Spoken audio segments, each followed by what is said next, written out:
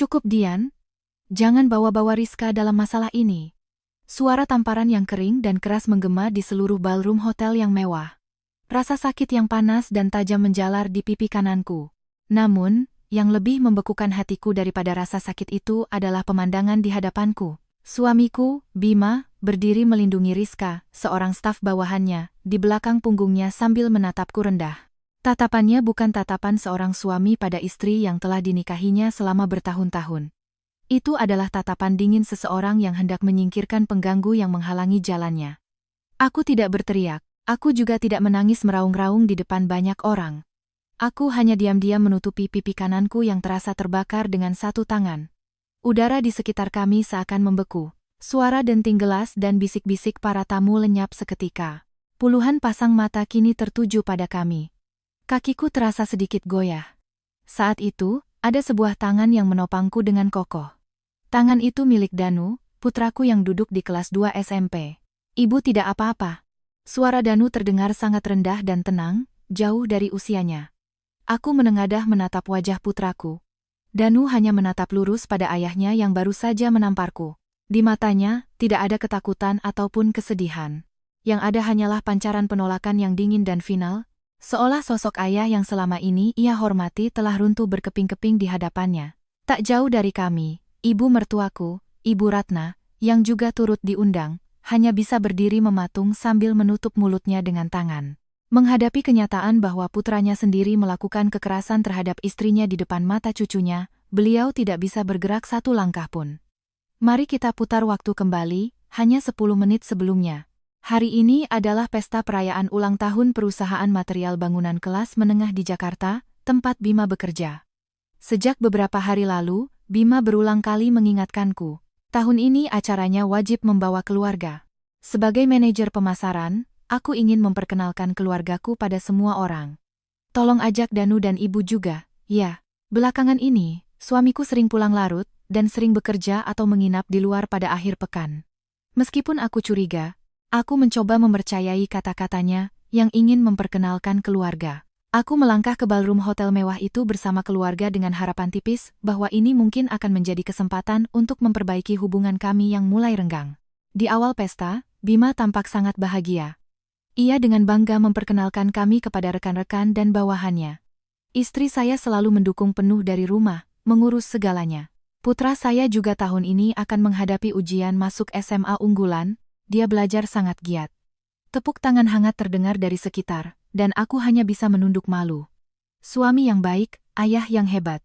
Bima memainkan topeng itu dengan sempurna. Namun, tak lama setelah sesi ramah tamah dimulai, Bima menghilang. Aku meninggalkan Danu dan ibu mertuaku di meja untuk mengambil minuman. Saat itulah, di balik bayangan sebuah pilar besar di sudut ruangan, aku melihat dua sosok. Bima dan staf bawahannya, Rizka. Jarak mereka berdua terlalu dekat, dan tangan mereka saling bertautan. Namun, yang paling menarik perhatianku adalah syal yang terikat di tas Rizka. Syal sutra berwarna biru dongker dengan sulaman halus. Itu adalah hadiah dariku untuk Bima pada ulang tahun pernikahan kami tahun lalu. Suamiku beralasan syal itu tertinggal di hotel saat perjalanan dinas. Kenapa syal itu sekarang menghiasi tas seorang wanita muda? Aku berjalan mendekati mereka dengan tenang. Aku tidak meninggikan suara. Aku hanya bertanya dengan pelan. Tolong jelaskan hubungan kalian di sini, sekarang juga. Wajah Bima langsung mengeras. Ia buru-buru melepaskan tangannya dan merendahkan suaranya. Kamu bicara apa? Dia hanya staf biasa. Jangan membuat keributan di sini. Aku mengalihkan pandanganku ke tas Rizka. Apa syal itu juga hanya dipinjamkan pada staf biasa? Menyadari suasana tegang di antara kami, obrolan di sekitar mulai mereda. Rizka bersembunyi di belakang punggung Bima, dan dengan dramatis mulai berkaca-kaca. Ibu salah paham. Saya jadi takut.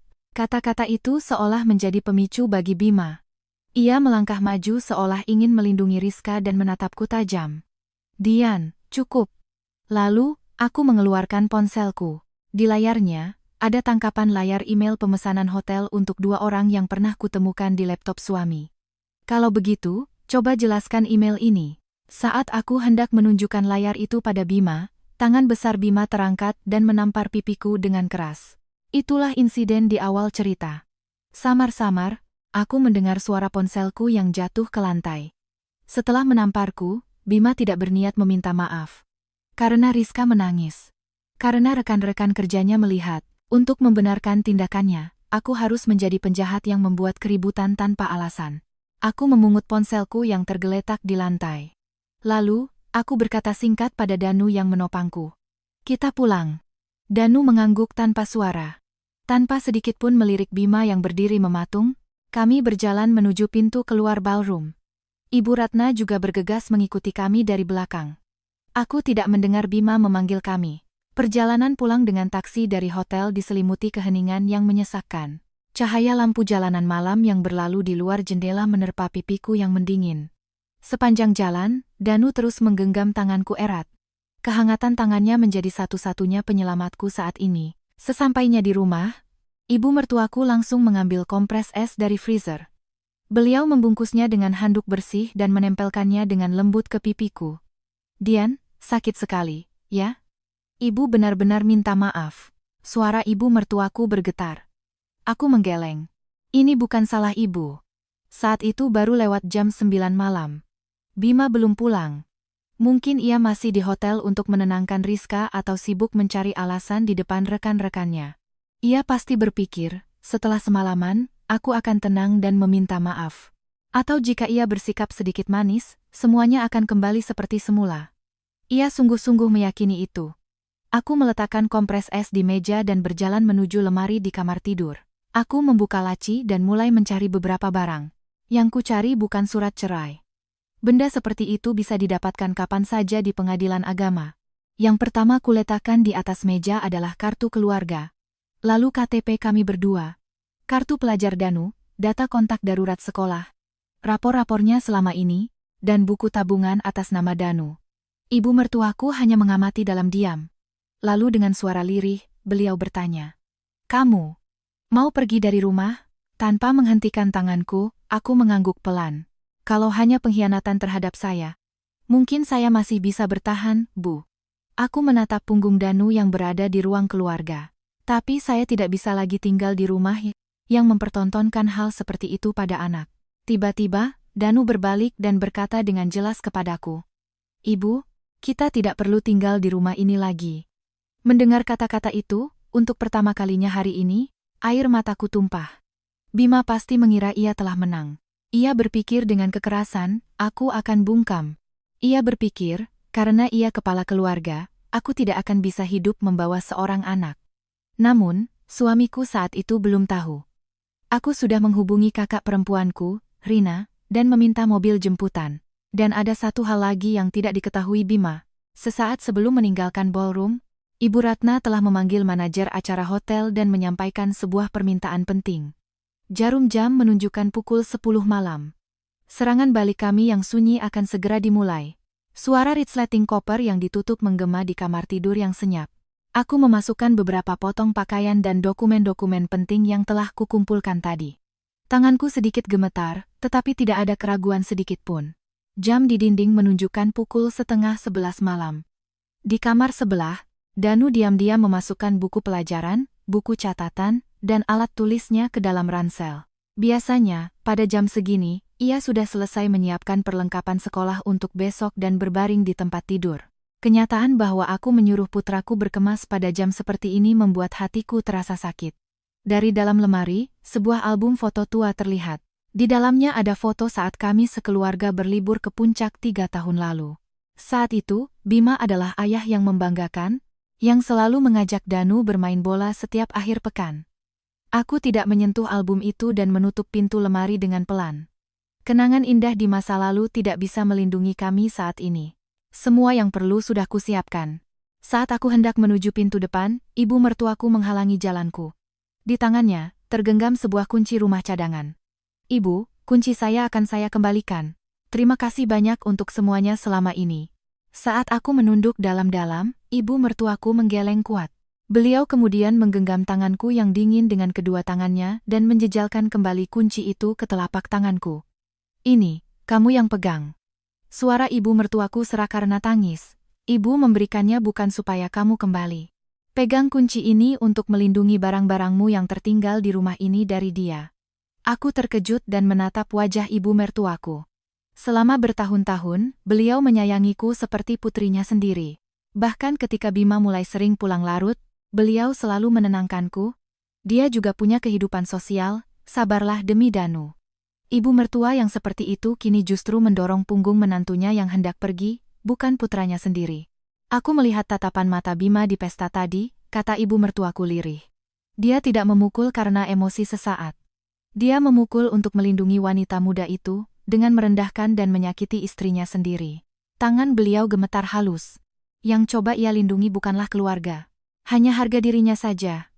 Dian, ibu benar-benar minta maaf. Aku balas menggenggam tangannya dengan lembut. Ibu tidak perlu minta maaf. Saya dengar ibu sudah meminta pihak hotel untuk menyimpan rekaman CCTV. Terima kasih banyak, Bu. Ibu mertuaku mengangguk berkali-kali sambil meneteskan air mata. Dari luar, terdengar suara klakson mobil yang dibunyikan sekali dengan pelan. Aku mengintip dari jendela, di bawah lampu jalan, tampak sebuah mobil putih yang kukenali. Mobil kakakku, Rina, yang mengelola sebuah bimbingan belajar di Bogor. Aku menyandang tasku dan turun bersama Danu. Saat membuka pintu depan, angin malam yang dingin membelai pipi kananku yang masih panas.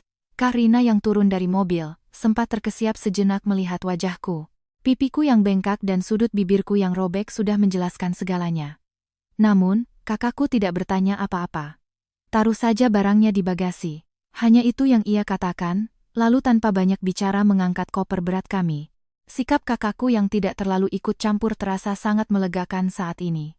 Duduk berdampingan dengan Danu di kursi belakang, mobil melaju pelan. Aku menoleh ke belakang, menatap rumah kami yang tenggelam dalam kegelapan. Rumah yang kami beli dengan KPR 16 tahun yang lalu. Aku menyirami tanaman di halaman, membersihkan jendela, dan membesarkan Danu di sini. Aku pernah percaya, kelak kami akan menua berdua sambil minum teh dengan tenang di tempat ini. Masa depan sederhana itu kini menjauh bersama lampu belakang mobil. Aku menggenggam sabuk pengaman erat-erat dan memejamkan mata. Ini bukan pertama kalinya aku menyadari kebohongan suamiku. Sebagai seorang pustakawan paruh waktu di perpustakaan daerah, aku terampil memperbaiki buku-buku yang rusak, merekatkan halaman yang sobek dengan selotip khusus, dan mengencangkan kembali punggung buku yang hampir lepas dengan lem. Aku mencoba melakukan hal yang sama pada keluargaku. Sekitar setahun yang lalu, jam pulang Bima menjadi tidak wajar. Ia sering bekerja di akhir pekan, dan ponselnya selalu diletakkan dengan layar menghadap ke bawah. Yang paling menentukan adalah aroma yang tertinggal di kemejanya. Aroma parfum wanita muda yang manis dan menyengat. Setiap malam, aku memasukkan kemeja yang dilemparkannya itu ke mesin cuci tanpa sepatah kata pun. Sambil mendengarkan suara mesin cuci berputar, aku berulang kali menenangkan diri. Sekarang bukan saatnya membuat keributan. Danu sedang di kelas 2 SMP, masa paling krusial untuk menentukan masa depannya menjelang masuk SMA. Uang yang kukumpulkan dari kerja paruh waktu semuanya kugunakan untuk biaya bimbingan belajar dan sekolah Danu. Bahkan ketika aku menemukan bukti pengeluaran kartu kredit suamiku untuk biaya hotel jutaan rupiah dengan selingkuhannya, aku tetap diam. Bukannya aku memaafkannya. Tetapi jika aku menuduhnya dengan bukti yang tidak kuat, ia pasti akan mengelak dan berbalik marah.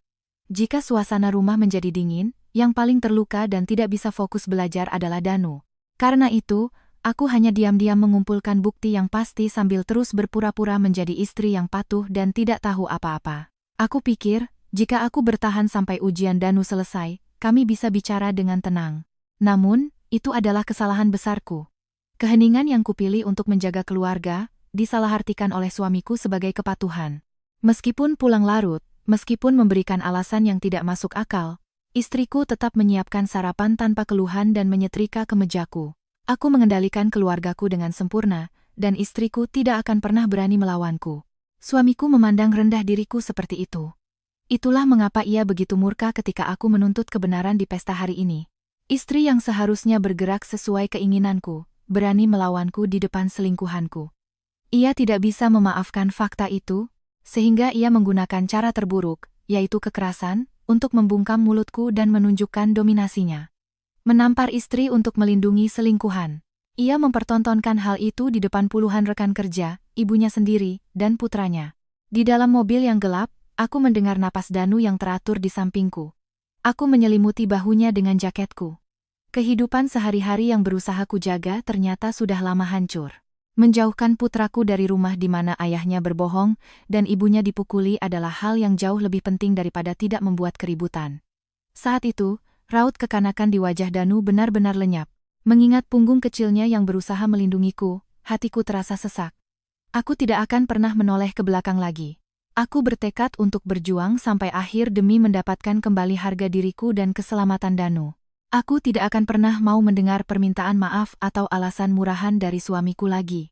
1 jam kemudian, kami melewati perbatasan Jakarta dan memasuki area parkir apartemen tempat kakakku tinggal di Bogor. Begitu masuk ke ruang tamu, kakakku segera menyeduhkan teh hangat. Melihat uap yang mengepul dari cangkir, barulah aku sadar bahwa aku sudah berada di tempat yang aman. Gemetar di tanganku mulai mereda. Aku sudah siapkan air hangat di bak mandi, mandilah dulu. Aku baru saja akan mengangguk pada ucapan lembut kakakku ketika Danu, yang duduk di sofa, membuka ranselnya. Yang ia keluarkan bukanlah buku pelajaran atau baju ganti, melainkan ponselnya. "Ibu," panggil Danu pelan, lalu mengarahkan layar ponselnya kepadaku. "Ini kutemukan sebulan yang lalu di mobil ayah." Melihat layar itu, tanpa sadar aku menahan napas. Di sana, terpampang sebuah kebenaran mengerikan yang belum sepenuhnya berhasil kukumpulkan. Di layar ponsel Danu, tampak foto sebuah surat berwarna merah muda pucat. Cahaya dari layar itu berpendar di ruang tamu yang temaram. Aku menahan napas sambil memegang cangkir teh. Surat itu ditulis dengan tulisan tangan wanita muda yang bulat-bulat. "Untuk Mas Bima, terima kasih ya kemarin sudah pesankan hotel yang bagus." Setiap kali mataku mengikuti kalimat pertama itu, jantungku terasa dingin dan berat. "Kapan Mas mau bilang ke istrimu? Aku akan terus percaya kata-katamu kalau hubungan kalian sudah berakhir. Aku ingin kita bisa segera bersama tanpa harus sembunyi-sembunyi lagi. Tertanda, Rizka." Aku mengalihkan pandangan dari layar dan menatap Danu. "Bagaimana bisa?" Suaraku serak dan hampir tidak keluar. Danu meletakkan ponselnya di meja dan mulai berbicara dengan tenang. "Sekitar sebulan yang lalu." Danu mulai bercerita sambil menatap lututnya. "Hari Minggu, ayah minta tolong ambilkan kacamata hitam di laci dashboard mobil. Saat itu, hari libur sore hari.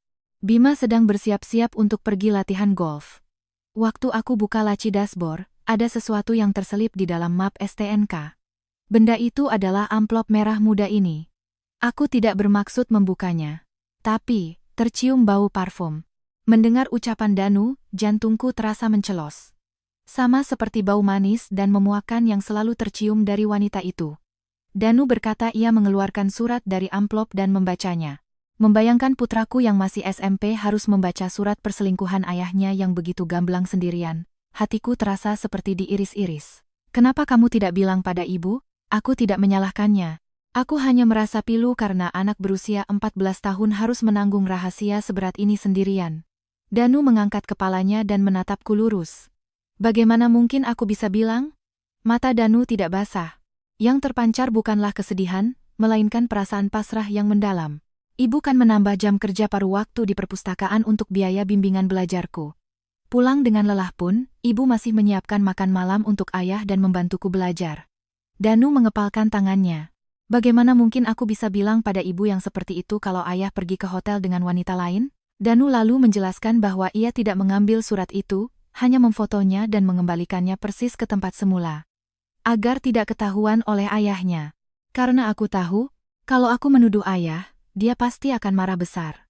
Danu memahami karakter ayahnya lebih dari siapapun. Manusia yang akan dengan mudahnya berbohong demi melindungi diri dan membentak lawan bicara untuk membungkamnya. Aku memeluk punggung Danu erat-erat. "Maafkan ibu. Maaf karena tidak menyadarinya. Keheningan yang kupilih untuk menjaga keluarga, ternyata tidak menjadi perisai yang melindungi putraku. Justru, putrakulah yang menjadi perisai, mati-matian menahan segalanya agar aku tidak terluka." Mendengar cerita Danu, kepingan-kepingan puzzle yang berserakan di benakku mulai tersambung menjadi satu garis. Bau parfum yang tidak hilang itu.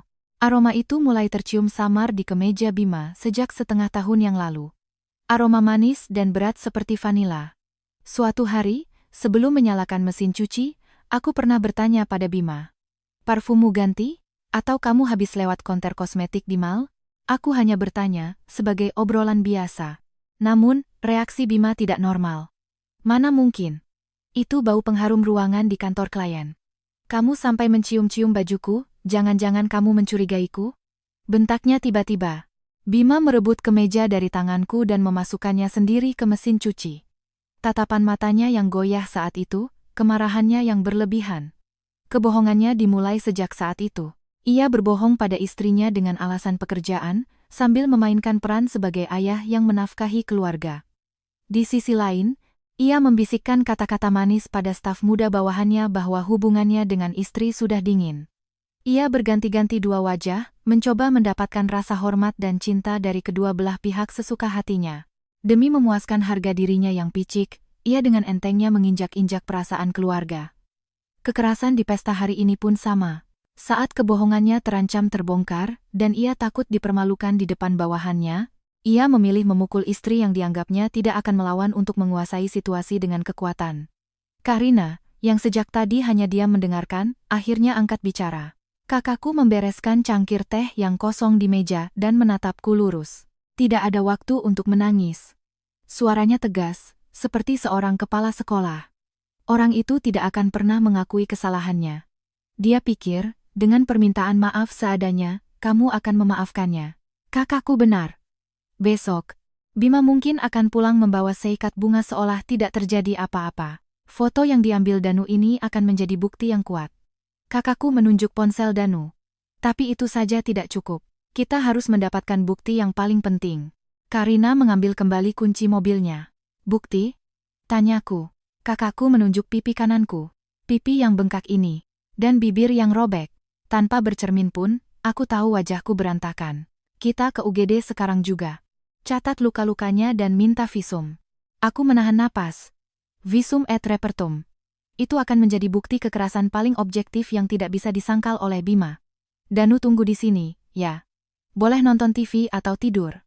Saat kakakku berkata lembut, Danu mengangguk kecil. Ibu, hati-hati di jalan. Aku sudah tidak apa-apa sekarang. Didorong oleh kata-katanya yang tegar, aku kembali masuk ke mobil kakakku. Rumah sakit umum di tengah malam terasa sunyi. Cahaya lampu neon kebiruan menerangi kursi-kursi tunggu yang dingin.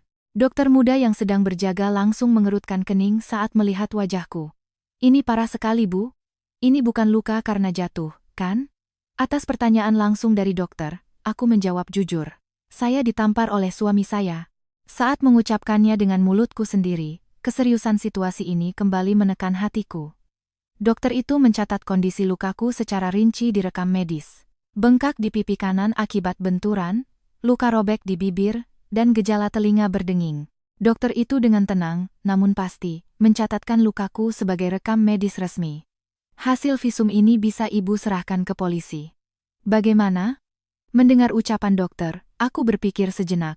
Jika aku memanggil polisi, Bima mungkin akan langsung ditangkap. Namun, aku menggeleng. Tidak, Dok. Ini akan saya serahkan pada pengacara saya. Saat keluar dari rumah sakit, angin malam terasa sedikit dingin. Waktu sudah menunjukkan lewat dari jam 1 dini hari. Di kursi penumpang mobil yang dikemudikan kakakku, aku menggenggam erat amplop di tanganku. Di dalamnya ada hasil visum dengan tanggal hari ini. Dengan ini, kekerasan yang dilakukan Bima tidak bisa lagi dianggap sebagai pertengkaran suami istri biasa. Foto surat perselingkuhan yang disimpan Danu, rekaman CCTV yang diminta ibu mertuaku untuk diamankan, dan visum ini. Satu persatu, senjata-senjata kecil mulai terkumpul di tanganku. Saat itu, ponselku bergetar singkat. Sebuah pesan masuk. Pengirimnya adalah Bima. Saat membaca kalimat singkat yang muncul di notifikasi, tulang punggungku terasa dingin oleh kebodohan tak berujung dari pria yang kupanggil suami itu. Pesan singkat dari suamiku yang muncul di layar ponsel. Tidak ada sepatah kata pun permintaan maaf untuk kami. Hari ini aku juga hilaf. Maaf ya. Besok pagi aku bawakan bunga dan kue. Jangan marah lagi. Dan kalimat yang tak bisa kupercaya pun menyusul. Tolong setrika jas yang akan kupakai untuk rapat hari Senin. Aku mematikan layar ponselku dengan tenang. Setelah menampar istrinya di depan banyak orang dan melukai hati anaknya begitu dalam, ia sungguh-sungguh berpikir dengan bunga dan kue segalanya akan kembali seperti semula. Baginya, aku tak lebih dari seorang asisten rumah tangga tanpa kehendak yang bisa ia manfaatkan. Rasa hampa yang tak terkira, melebihi kemarahan, menyelimutiku, karena telah menghabiskan 16 tahun hidup bersama pria seperti ini. Saat kembali ke apartemen kakakku, Danu sudah tertidur di sofa. Ia pulas dengan selimut yang dipinjamkan kakakku, napasnya terdengar teratur. Aku berjongkok di samping wajahnya yang tertidur. Wajahnya yang tampak sedikit lebih dewasa dari biasanya, memiliki bekas jejak air mata yang samar. Tidak mungkin ada anak SMP yang bisa tetap tenang setelah menyaksikan pemandangan yang begitu mengerikan. Aku menyelimutinya kembali dengan lembut dan meminta maaf berulang kali dalam hati. Seharusnya aku mengambil keputusan lebih cepat. Waktu yang kuhabiskan untuk bersabar demi menjaga kedamaian keluarga, pada akhirnya justru membuat putraku menderita. Aku bangkit dan menuju meja makan. Kak Rina sedang merebus air untuk membuat teh hangat lagi. Danu sepertinya sudah tidur, katanya dengan suara pelan sambil meletakkan cangkir di hadapanku. Iya, sepertinya dia lelah sekali. Aku menggenggam cangkir dengan kedua tangan. Kehangatan yang menjalar di ujung jari sedikit meredakan ketegangan di hatiku. Namun, tidak ada waktu untuk beristirahat. Aku membuka resleting koperku dan mengeluarkan map berisi dokumen-dokumen penting. Mau diperiksa lagi dokumen-dokumen itu? Tanya kakakku. Aku mengangguk pelan. Aku meletakkan sebuah buku tabungan di atas meja. Lalu, aku membuka ponselku dan mencari foto yang tadi ditunjukkan Danu. Foto surat dari selingkuhan suamiku yang tertinggal di mobil. Aku memperbesar layar dan membaca kembali kalimat-kalimat itu satu persatu dengan teliti. Tulisan bulat di surat merah muda itu. Sebuah kalimat yang tadi kulewatkan karena terlalu syok, kini menarik perhatianku. Minggu lalu juga terima kasih ya untuk restoran mewahnya dan kalung pasangan kita. Hadiah pilihan Mas Bima ini jadi hartaku yang paling berharga. Aku menghela napas pelan. Lalu aku membalik halaman buku tabungan dengan jariku. Ini bukan rekening gaji Bima. Bukan juga rekening untuk biaya hidup sehari-hari. Ini adalah rekening tabunganku yang kukumpulkan sedikit demi sedikit dari hasil kerja paruh waktu di perpustakaan. Dana pendidikan berharga yang kusiapkan untuk biaya kursus tambahan atau uang pangkal SMA Danu. Aku pernah memberitahu suamiku letak buku tabungan dan stempelnya, untuk berjaga-jaga jika ada kebutuhan mendesak. Aku memeriksa catatan transaksi beberapa hari sebelum tanggal yang tertera di surat itu. Ujung jariku berhenti pada satu baris angka. Penarikan tunai, Rp15.000. Melihat tulisan itu, aku merasakan darah di sekujur tubuhku mendingin.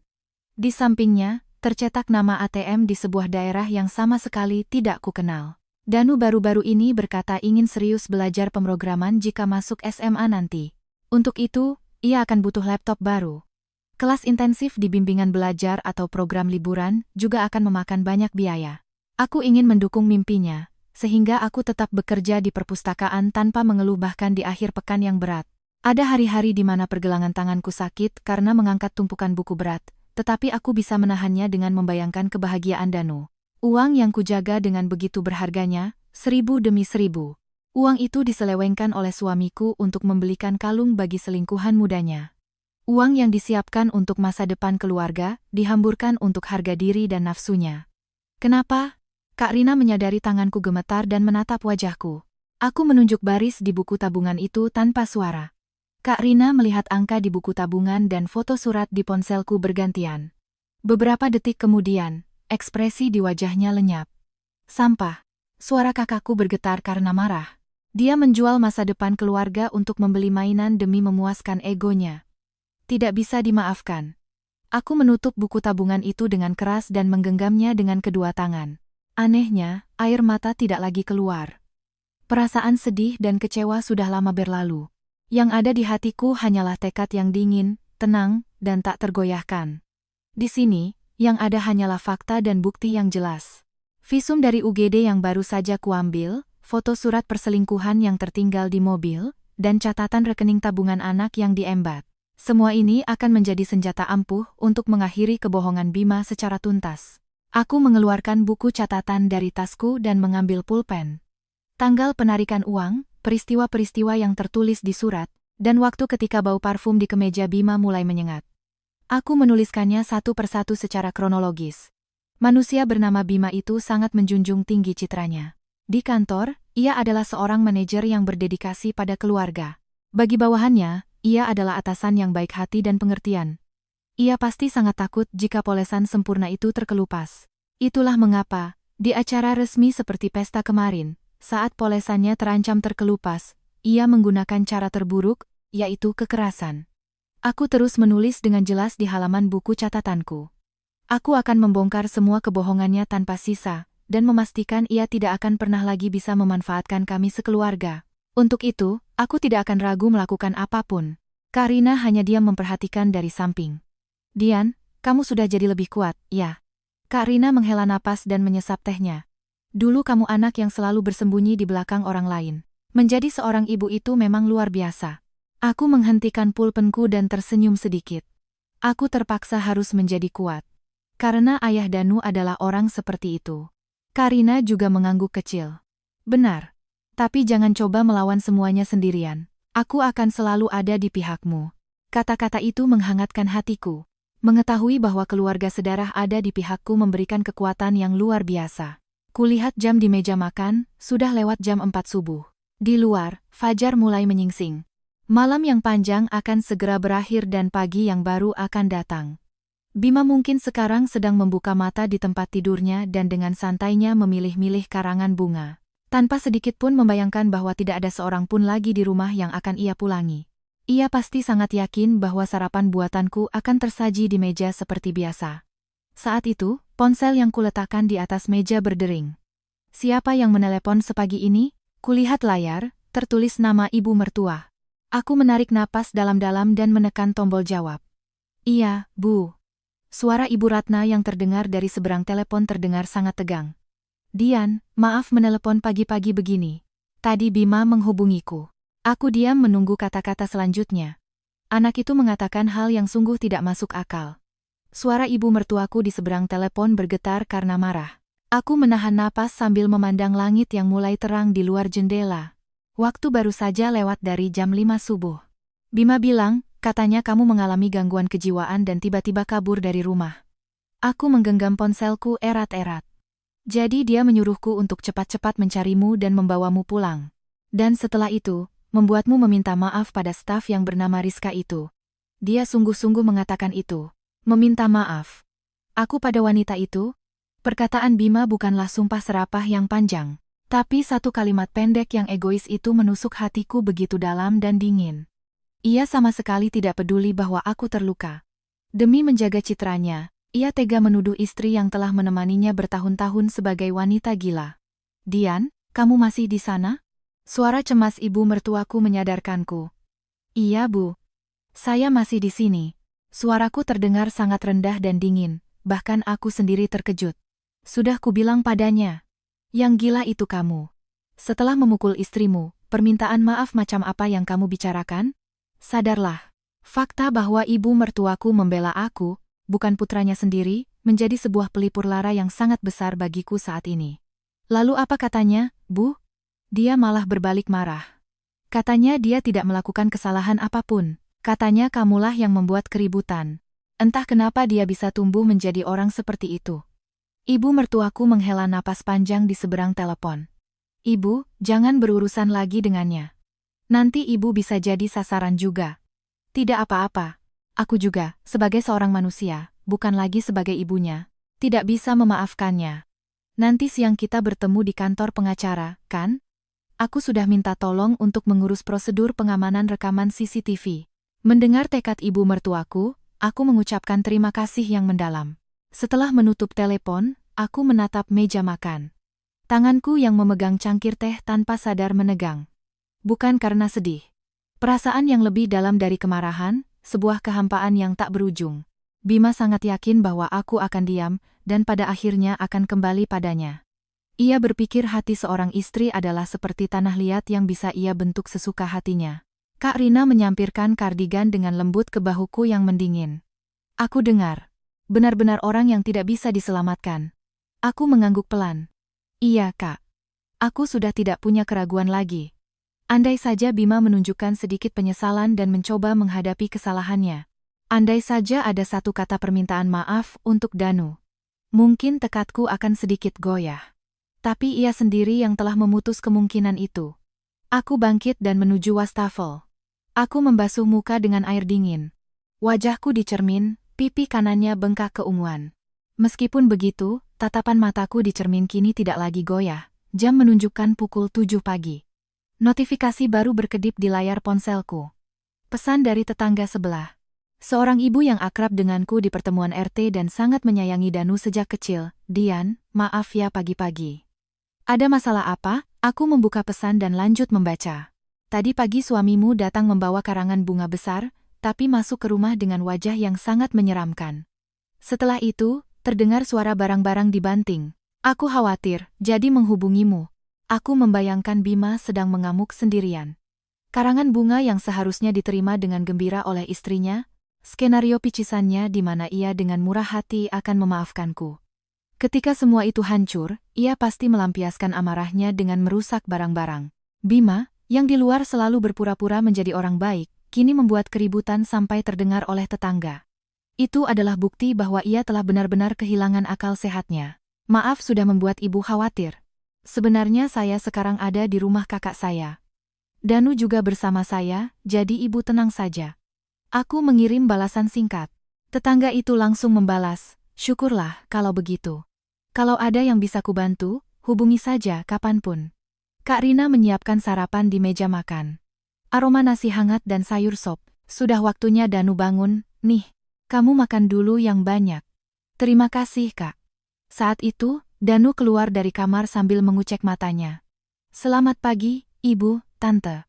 Ekspresi Danu tampak sedikit lebih lega dari ketegangan semalam. Danu, tidurmu nyenyak? Tanyaku. Danu mengangguk kecil. Iya. Suasananya tenang, jadi enak. Kata-kata itu membuat hatiku terenyuh. Pagi hari tanpa harus khawatir dengan jam pulang Bima. Kehidupan tanpa perlu menahan napas karena takut pada ayahnya.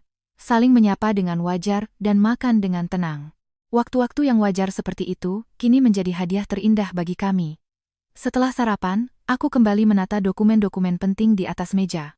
Buku tabungan yang uangnya ditarik, foto surat merah muda itu, dan visum dari UGD. Tepat jam 9 pagi, aku menelepon sebuah kantor hukum, dan berhasil membuat janji untuk jam 1 siang. Pukul 1 siang, aku menitipkan Danu pada kakakku dan mendatangi kantor hukum yang telah dijanjikan. Di balik pintu yang berat, terbentang sebuah ruangan yang tenang dan rapi. Saat aku diantar ke ruang tamu, Ibu Ratna sudah duduk menunggu di sofa. Dian, bagaimana bengkak di wajahmu? Berkat Ibu, sudah mulai membaik. Terima kasih banyak untuk semalam, Bu. Setelah kami bertukar sapa singkat, seorang pria paruh baya berjas masuk. Saya pengacara Budi. Ia menatap kami dengan tatapan teduh dan menyerahkan kartu namanya. Aku meletakkan semua dokumen yang kubawa di atas meja. Fakta bahwa Bima berselingkuh dengan bawahannya. Fakta bahwa ia menamparku di depan putra kami di pesta semalam. Catatan buku tabungan yang menunjukkan penarikan dana pendidikan anak secara sepihak. Pak Budi menelaah satu persatu dokumen itu dalam diam. Ibu mertuaku juga menyerahkan surat konfirmasi pengamanan rekaman CCTV yang ia dapatkan dari manajer hotel. Ruang tamu itu hanya diisi oleh suara lembaran kertas yang dibalik dan detik jam dinding. Surat konfirmasi pengamanan rekaman CCTV ini sangat kuat. Pak Budi menunjuk dokumen yang diserahkan ibu mertuaku. Tidak hanya ada kesaksian pihak ketiga, tapi juga ada rekaman visual yang objektif. Dengan ini, suami ibu tidak akan bisa menyangkal tindak kekerasannya. Aku menghela napas sedikit lega. Bima pasti akan berbohong. Ia akan berkata bahwa ia hanya mencoba menenangkan istri yang mengamuk, tapi dengan adanya rekaman, kebohongan itu tidak akan berlaku. Ditambah lagi, rincian tabungan dan surat dari selingkuhannya ini. Pak Budi menatap dokumen itu dengan tajam. Ini bukan sekadar bukti perselingkuhan. Ini juga menjadi bukti bahwa ia telah menyelewengkan aset keluarga secara tidak sah dan mengancam kelangsungan hidup keluarga. Aku merasakan genggaman tanganku yang terkepal di pangkuan perlahan mengendur. Selama ini, aku merasa ini adalah pertarungan yang sepi. Tapi, senjata bernama hukum ini mengubah keheninganku menjadi sebuah pembelaan yang kuat. Setelah sekitar 10 menit pemeriksaan, Pak Budi meletakkan visumku di atas meja.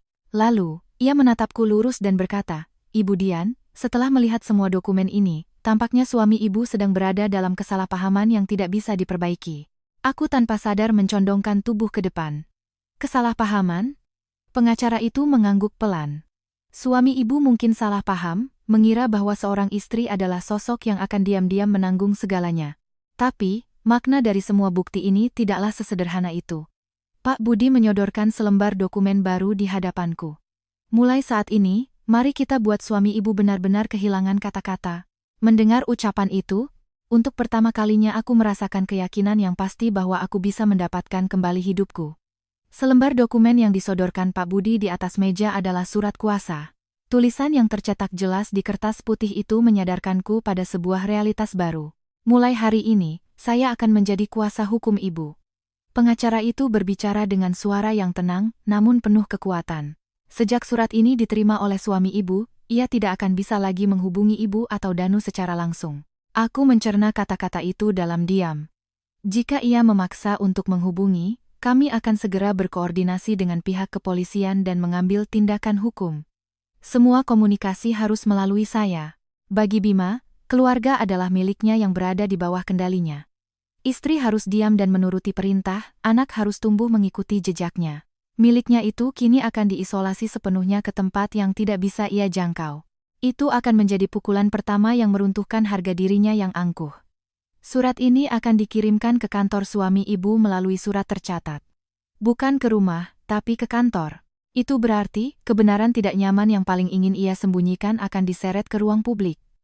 Setelah dari kantor hukum, aku pergi ke kantor kecamatan bersama Karina. Bukan untuk mengambil formulir cerai. Ada hal yang harus kuurus sebelum itu. Sebuah perisai untuk melindungi keselamatanku dan putraku secara hukum.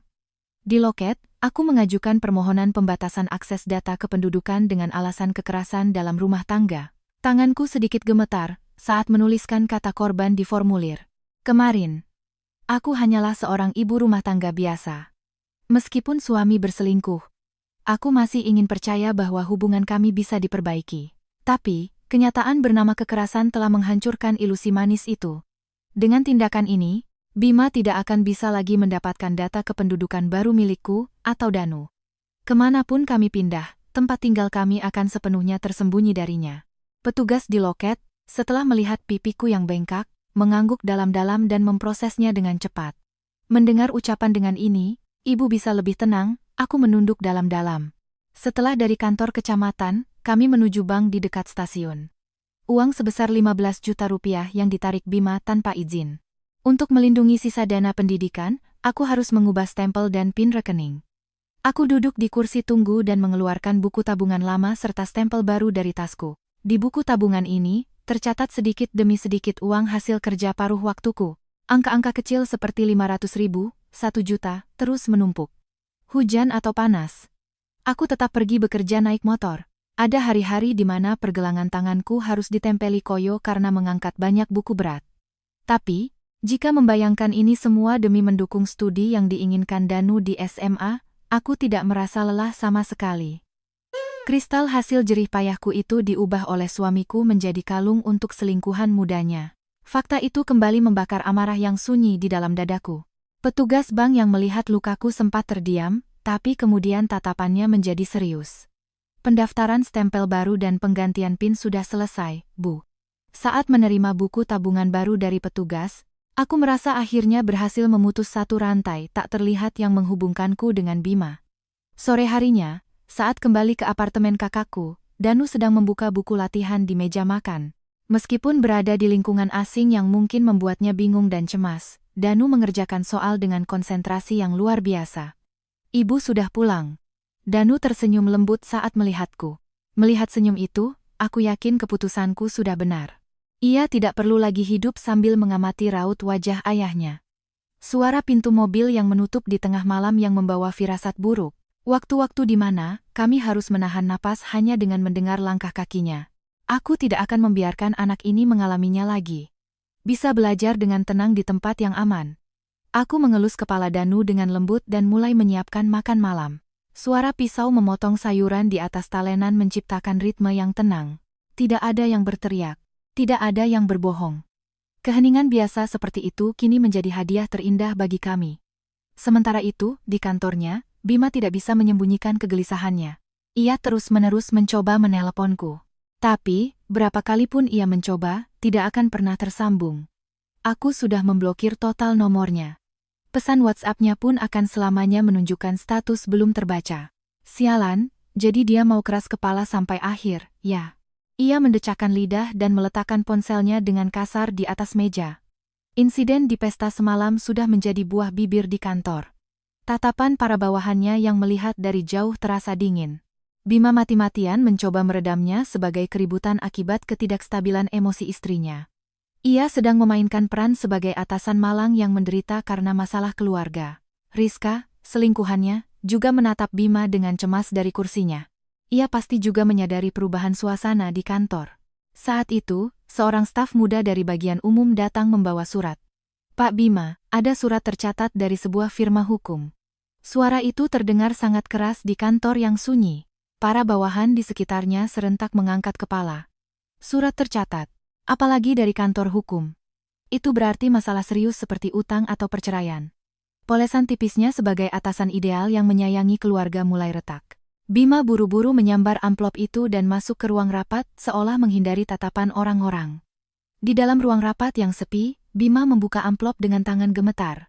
Di dalamnya ada surat kuasa dari Pak Budi. Persiapan gugatan cerai dengan tuntutan ganti rugi atas tindak kekerasan dan perselingkuhan. Untuk selanjutnya, semua komunikasi harus ditujukan ke firma hukum kami. Dilarang keras melakukan kontak langsung dengan klien dan kerabatnya. Di sana, tertulis prosedur hukum yang dingin, yang sama sekali tidak memberikan ruang untuk alasan pertengkaran suami istri yang dianggapnya sepele. Jika dirayu dengan seikat bunga, ia akan kembali sambil menangis. Jika aku bersikap sedikit manis, istriku akan memaafkan segalanya. Kesalahpahaman angkuh itu hancur berkeping-keping oleh selembar kertas ini. Bima terduduk lemas di kursi ruang rapat dan memegangi kepalanya dengan kedua tangan. Yang ia takuti bukanlah kehilangan istrinya, melainkan ketakutan akan hancurnya skenario hidup sempurnanya. Bagaimana ini? Alasan apa yang harus kuberikan untuk keluar dari situasi ini? Saat itu, ponsel Bima berdering. Di layar tertera ibu. Bima menekan tombol jawab dengan perasaan seperti orang yang menemukan seutas tali di jurang. "Ibu." Dian sepertinya sudah gila. Tiba-tiba dia menyewa pengacara dan mengirimkan surat somasi. Bima berbicara dengan cepat. Ia mencoba mati-matian bergantung pada ibunya yang ia yakini akan membelanya. Namun, suara ibunya yang terdengar dari seberang telepon sedingin es. "Iya, ibu tahu. Pengacara itu ibu yang kenalkan." Bima menahan napas. Ia merasakan udara di ruang rapat itu membeku seketika. Ibunya, dengan tenang dan final, mengucapkan satu kalimat lagi pada putranya yang terdiam. "Iya, ibu tahu. Pengacara itu ibu yang kenalkan." Mendengar ucapan ibunya dari seberang telepon, Bima terkesiap. Udara di ruang rapat terasa mendingin dengan cepat. Ia memegang ponsel di telinganya dan terdiam selama beberapa detik. "Apa maksud ibu? Bukankah ibu di pihakku? Dian kabur dari rumah dan mencoba menjebakku. Ibunya pasti akan membelanya. Selama ini, masalah-masalah besar maupun kecil yang ia perbuat, pada akhirnya selalu dimaafkan oleh ibunya dengan alasan, mau bagaimana lagi, namanya juga anak."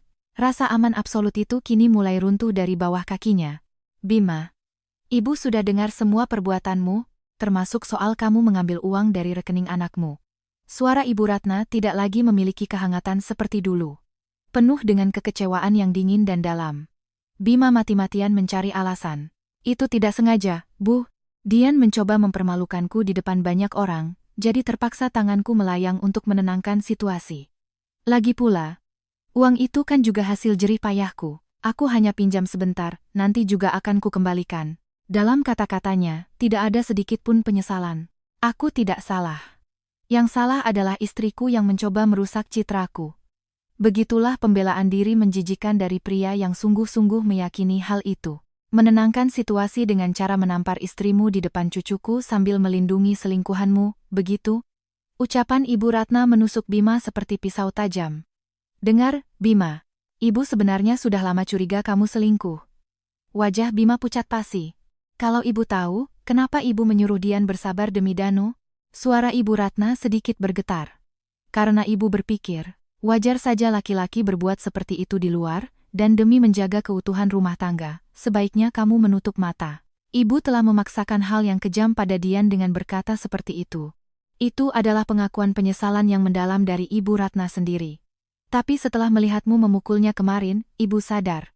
Ibu Ratna berhenti sejenak. "Kamu berbohong bukan untuk menjaga keluarga. Kamu menjadikan Dian sebagai samsak untuk kepuasan dan nafsumu sendiri. Tapi aku bekerja keras untuk keluarga." Saat Bima hendak berteriak, Ibu Ratna memotongnya dengan dingin. "Aku sudah menceritakan semuanya pada Pak Budi. Jangan hubungi aku lagi." Tut. Tut. Suara nada putus yang monoton menggema di ruang rapat. Bima menahan diri untuk tidak melempar ponselnya ke dinding. Saat itu, pintu ruang rapat terbuka perlahan. Rizka, bawahannya, masuk dengan wajah cemas. Ia menutup pintu dengan hati-hati, menyadari tatapan orang di sekitar. Pak Bima, tidak apa-apa? Surat tadi. Dari Ibu Dian, ya? Mendengar pertanyaan Rizka, Bima tertawa seolah menutupi sesuatu. Bukan masalah besar. Istriku sedang sedikit panik, jadi sepertinya dia menyewa pengacara. Ia melonggarkan dasinya sedikit, mencoba memainkan peran sebagai atasan yang tenang. Tenang saja. Serahkan padaku. Wanita itu tidak bisa hidup tanpaku. Kalau diberi sedikit pelajaran, dia akan segera kembali sambil menangis. Mendengar kata-kata itu, sesuatu yang dingin merayap di punggung Rizka, diberi sedikit pelajaran. Bima tidak sadar bahwa di ujung kata-katanya tersirat kekerasan dan hasrat untuk mengendalikan yang tidak normal. Rizka selama ini mendengar dari Bima bahwa hubungannya dengan istri sudah dingin dan perceraian hanya masalah waktu. Tapi, sikap Bima saat ini bukanlah sikap seorang pria yang akan berpisah dengan istrinya. Itu adalah wajah seorang pria yang memperlakukan istrinya sebagai miliknya dan mencoba menundukkannya dengan kekuatan. Di benak Bima, ada perhitungan yang jelas. Baginya, Dian adalah asisten rumah tangga gratis yang mengerjakan semua pekerjaan rumah dengan sempurna dan kelak bisa merawat orang tuanya. Dan Rizka adalah hiasan cantik dan muda yang memuaskan kepercayaan dirinya sebagai laki-laki. Ia tidak pernah berniat melepaskan keduanya. Pak. Rizka mundur sedikit dan berkata dengan suara lirih. Apa Ibu Dian? Benar-benar serius mau bercerai? Jangan bicara bodoh. Bima tiba-tiba berteriak dan menggebrak meja. Rizka terlonjak kaget. Mana mungkin perempuan itu berani melawanku? Dia kan cuma ibu rumah tangga yang kerja paruh waktu. Tanpa uangku, dia tidak akan bisa membesarkan anak. Mata Bima memerah, ia berada dalam kondisi emosi yang tidak stabil. Kalau aku gertak sedikit, pengacara itu pasti akan mundur. Jadi, kamu tidak perlu khawatir. Rizka tersenyum kaku dan mengangguk tanpa suara. Namun, di dalam hatinya, sebuah keraguan besar mulai tumbuh. Kemarin, dia melindungiku dengan menampar istrinya di depan banyak orang. Kupikir itu adalah cinta, tapi mungkin bukan. Mungkin dia adalah tipe orang yang membungkam lawannya dengan kekerasan jika tidak sesuai dengan kehendaknya. Mungkinkah suatu saat nanti, tangan itu akan terangkat padaku? Saat itu, sebuah retakan kecil yang tidak bisa diperbaiki mulai muncul dalam hubungan mereka. Sementara itu, di kantor Pak Budi, aku dan Ibu Ratna sedang membahas langkah selanjutnya. Ibu mertuaku menuliskan surat pernyataan di bawah sumpah tentang tindak kekerasan Bima. Dengan ini, tidak ada lagi ruang bagi Bima untuk berbohong bahwa ia hanya mencoba menenangkan istri yang mengamuk. Pak Budi memasukkan surat pernyataan itu ke dalam map dengan rapi dan berkata dengan tegas, fakta bahwa ibu mertua, yang seharusnya satu pihak dengannya, justru berdiri di pihak ibu dan memberikan kesaksian kunci, adalah senjata hukum yang sangat kuat. Sekaligus, ini menjadi pelipur lara yang dalam bagi hati ibu yang terluka. Ibu, terima kasih banyak. Saat aku menunduk, Ibu Ratna menggeleng dengan wajah sedih. Seharusnya ibu yang berterima kasih, Dian. Sebenarnya, ada satu hal lagi yang harus ibu minta maafkan. Mendengar ucapan ibu mertuaku, aku mengangkat wajah. Sekitar 3 bulan yang lalu, Bima datang ke rumah dan memohon padaku. Ibu Ratna menggenggam kedua tangannya erat di atas meja. Katanya dia butuh uang mendadak untuk biaya bimbingan belajar Danu. Memalukan memang. Tapi ibu percaya padanya. Dan meminjamkan uang 50 juta rupiah. Aku terdiam. Biaya bimbingan belajar Danu? Bima berbohong seperti itu untuk memeras uang dari ibunya sendiri. Dan uang itu, tidak salah lagi, pasti habis untuk biaya liburan atau hadiah mahal bersama Rizka. Bodohnya aku. Anak itu hanya menganggap cinta dan perhatian keluarga sebagai alat untuk memuaskan nafsunya. Air mata deras mengalir dari mata Ibu Ratna. Aku tidak bisa membiarkan cucuku bertemu dengan orang seperti itu. Selama aku masih hidup, aku akan melindungi kalian berdua. Melihat air mata ibu mertuaku, anehnya aku merasa hatiku menjadi tenang. Tidak ada lagi kesedihan. Yang ada hanyalah tekad yang dingin dan tajam seperti es. Aku tidak akan pernah memaafkannya jika ia terus menggunakan namaku atau nama putraku. Aku akan membongkar semua kebohongannya dan merenggut segalanya darinya. Sore harinya, di dalam mobil saat pulang dari kantor pengacara, aku menceritakan fakta baru ini pada Kak Rina.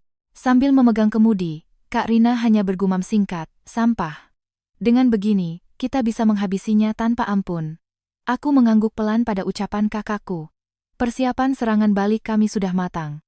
Malam itu, Bima pulang ke rumah yang gelap dan kosong. Saat menyalakan lampu ruang tamu, ruangan itu masih berantakan seperti pagi tadi. Di atas meja, seikat bunga yang mulai layu tergeletak begitu saja. Ia melempar dasinya dengan kasar dan merebahkan diri di sofa. Lalu ia mengambil botol whisky dari lemari, menuangkannya ke gelas, dan menenggaknya sekali teguk. Dian, dasar kurang ajar. Ia bergumam sendirian di ruangan yang gelap. Baginya, semua ini salah istrinya. Tatapan dingin di kantor, putusnya hubungan dengan ibunya. Jika saja istrinya patuh, semua ini tidak akan terjadi. Di bawah pengaruh alkohol, pemikirannya yang angkuh menjadi semakin egois. Besok, pasti akan ada telepon dari pengacara yang mengatakan bahwa istrinya menyesal dan ingin berdamai. Kalau begitu, aku akan berpura-pura baik sedikit dan mengembalikannya ke kehidupan semula. Ia tertidur pulas di sofa sambil memeluk botol whisky. Tanpa menyadari bahwa tempat ia berdiri sudah berada di tepi jurang yang siap runtuh. Keesokan paginya, Bima bangun dengan kepala pusing karena mabuk dan berjalan ke lantai 2. Pagi kemarin, ia hanya mengacaukan ruang tamu dan lupa memeriksa satu tempat. Dengan langkah berat, ia menaiki tangga dan berdiri di depan pintu di ujung lorong. Pintu kamar Danu. Dengan sedikit ragu, ia memutar gagang pintu. Yang menantinya di dalam adalah pemandangan yang menghancurkan ilusi angkuhnya berkeping-keping. Saat memutar gagang pintu dan mendorongnya, Bima membeku di tempat. Rasa pusing karena mabuk seketika lenyap. Yang terbentang di hadapannya bukanlah kamar putranya yang biasa ia lihat. Itu hanyalah sebuah ruang kosong persegi yang telah dihapus semua jejak kehidupannya. Bima melangkah masuk seolah tidak percaya dengan apa yang dilihatnya. Tempat tidur di tengah ruangan tidak lagi berspray atau berselimut. Rak buku di dinding kosong melompong. Buku-buku pelajaran SMP, dan buku referensi yang hingga kemarin masih tersusun rapi, novel-novel kesukaan Danu, dan buku-buku pemrograman, semuanya lenyap tanpa sisa. Bima buru-buru membuka pintu lemari dengan kasar. Hanya beberapa gantungan baju kosong yang tergantung. Seragam sekolah dan jaketnya juga tidak ada. Sarung tangan bisbol yang biasa tergeletak di lantai juga hilang. Ini bukan lagi sekadar istri kabur karena emosi. Ini adalah bentuk perpisahan final yang tidak bisa diperbaiki lagi, di mana semua barang yang diperlukan telah dipilih secara terencana dan basis kehidupan telah dipindahkan sepenuhnya. Apa? Apa ini? Suara serak keluar dari mulut Bima. Istriku tidak bisa melawanku. Kalau digertak sedikit, dia akan segera kembali sambil menangis meminta maaf. Asumsi angku itu runtuh dari bawah kakinya. Saat itu, pandangan Bima tertuju pada meja belajar. Di atas meja yang kosong dan suram, ada satu benda yang tertinggal. Sebuah bingkai foto kecil. Dengan langkah goyah, Bima mendekati meja dan mengambil foto itu. Itu adalah foto dari liburan keluarga 3 tahun lalu. Latar belakangnya adalah pegunungan dengan pemandangan indah, dan Bima, Dian, serta Danu yang masih terlihat kekanakan, tersenyum berdampingan. Sebuah catatan, dari masa ketika Bima bersinar sebagai kepala keluarga yang ideal. Kenapa hanya ini yang ditinggalkan? Saat Bima membalik foto itu, ia menemukan jawabannya. Di bagian belakang foto, tertulis satu kalimat pendek dengan tulisan tangan Danu. Ayah yang ada di hari itu, sudah tidak bisa kembali lagi. Membaca tulisan itu, kemarahan yang hebat meledak dari dalam dada Bima. Ia tidak pernah berpikir bahwa kekerasannya akan melukai putranya. Harga dirinya yang bengkok segera menciptakan alasan yang egois. Dian, perempuan sialan itu. Untuk menjebakku. Dia sampai mendoktrin anak dengan kebohongan seperti ini. Bima membanting bingkai foto itu ke lantai. Suara pecahan kaca yang tajam menggema di ruangan kosong. Dengan napas terengah-engah, Bima mengeluarkan ponsel dari sakunya. Jangan bercanda. Akan kubuat kau menyesal. Pilihan yang diambil Bima bukanlah mengakui kesalahannya, melainkan memutus sumber keuangan istrinya. Ia segera membuka aplikasi mobile banking dan mengajukan permohonan pemblokiran kartu kredit tambahan yang dipegang Dian. Selain itu, ia mengubah kata sandi rekening biaya hidup sehingga uang tidak bisa ditarik sama sekali.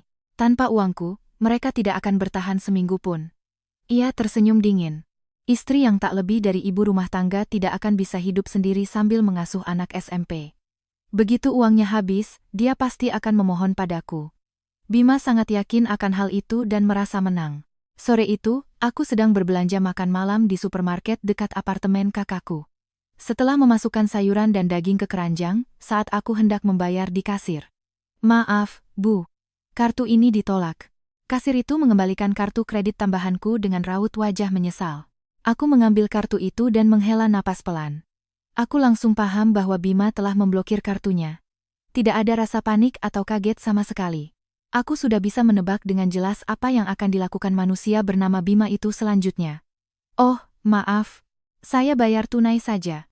Aku mengeluarkan uang tunai dari dompetku, hasil dari gaji paruh waktuku, dan membayar dengan tenang. Saat berjalan keluar dari supermarket, ponselku berdering. Telepon dari Pak Budi. Ibu Dian?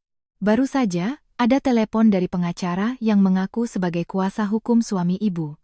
Suara Pak Budi tetap tenang seperti biasa. Suami ibu mengklaim bahwa ibu telah membawa pergi anak secara sepihak, dan ia juga menyampaikan bahwa ia menolak untuk memberikan biaya hidup, nafkah anak, dan tunjangan lainnya. Aku menghentikan langkahku. Angin dingin menyusup ke kerah bajuku, sudah kuduga. Aku menjawab dengan tenang. Dia hanya mencoba menundukkan saya dengan kekuatan uang. Pak Budi sepertinya mengangguk di seberang telepon.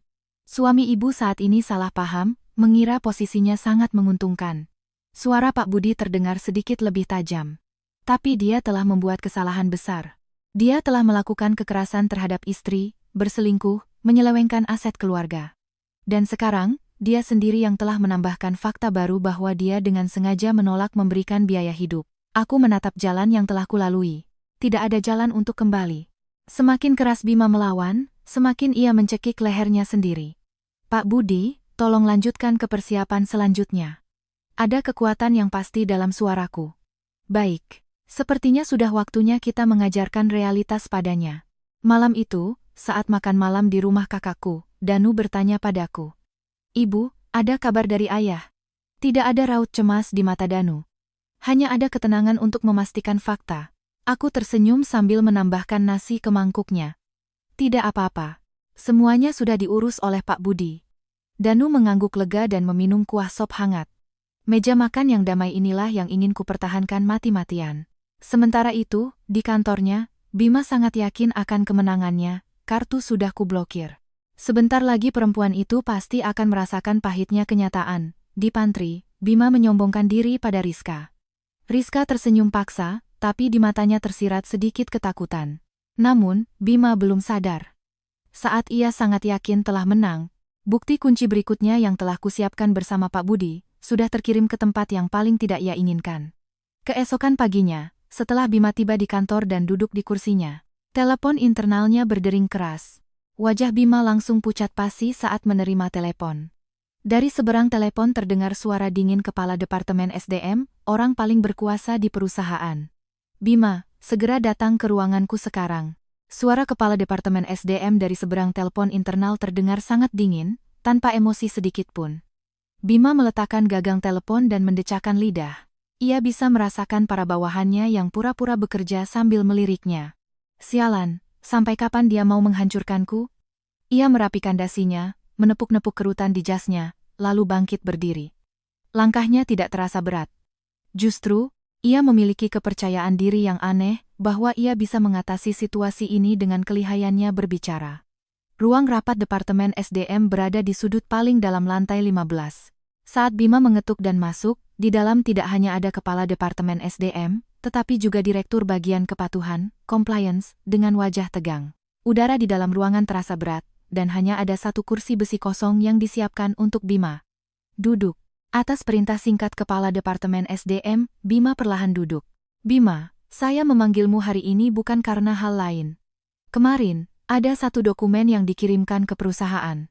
Kepala Departemen SDM menggeser selembar kertas di atas meja. Itu adalah salinan surat somasi yang dikirimkan oleh Pak Budi. Bima menghela napas dengan dramatis. Pak, saya benar-benar minta maaf atas keributan ini. Istri saya sedang sedikit tidak stabil emosinya. Bima memulai pembicaraannya dengan nada seolah-olah ia adalah korban. Penyebabnya hanya pertengkaran kecil di rumah, tapi istri saya seenaknya menyewa pengacara dan pergi dari rumah. Saya sendiri ingin menyelesaikannya dengan baik-baik. Ia adalah suami malang yang menderita karena masalah keluarga. Aktingnya seharusnya sempurna. Namun, ekspresi Kepala Departemen SDM sama sekali tidak melunak. Justru, Ia menatap Bima dengan tatapan dingin seolah tidak percaya. Pertengkaran kecil, katamu? Kepala Departemen SDM mengeluarkan selembar kertas lain dari map di tangannya. Kalau begitu, bagaimana kamu akan menjelaskan ini?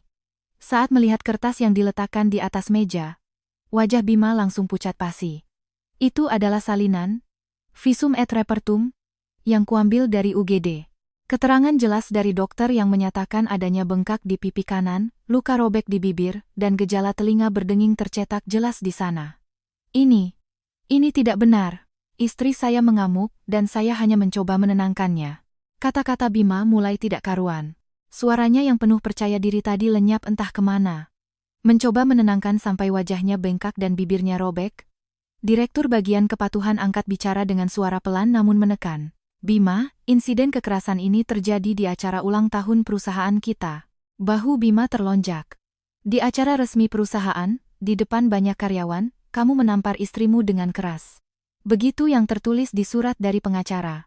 Direktur itu menatap mata Bima lurus-lurus. Ini bukan lagi masalah rumah tangga. Ini adalah pelanggaran kepatuhan serius yang dilakukan oleh seorang manajer di perusahaan kita. Bima menggenggam lututnya erat-erat dan mati-matian mencari kata-kata. Keesokan paginya, saya datang ke rumah membawa bunga. Saya juga membawa kue. Saya berniat meminta maaf secara resmi.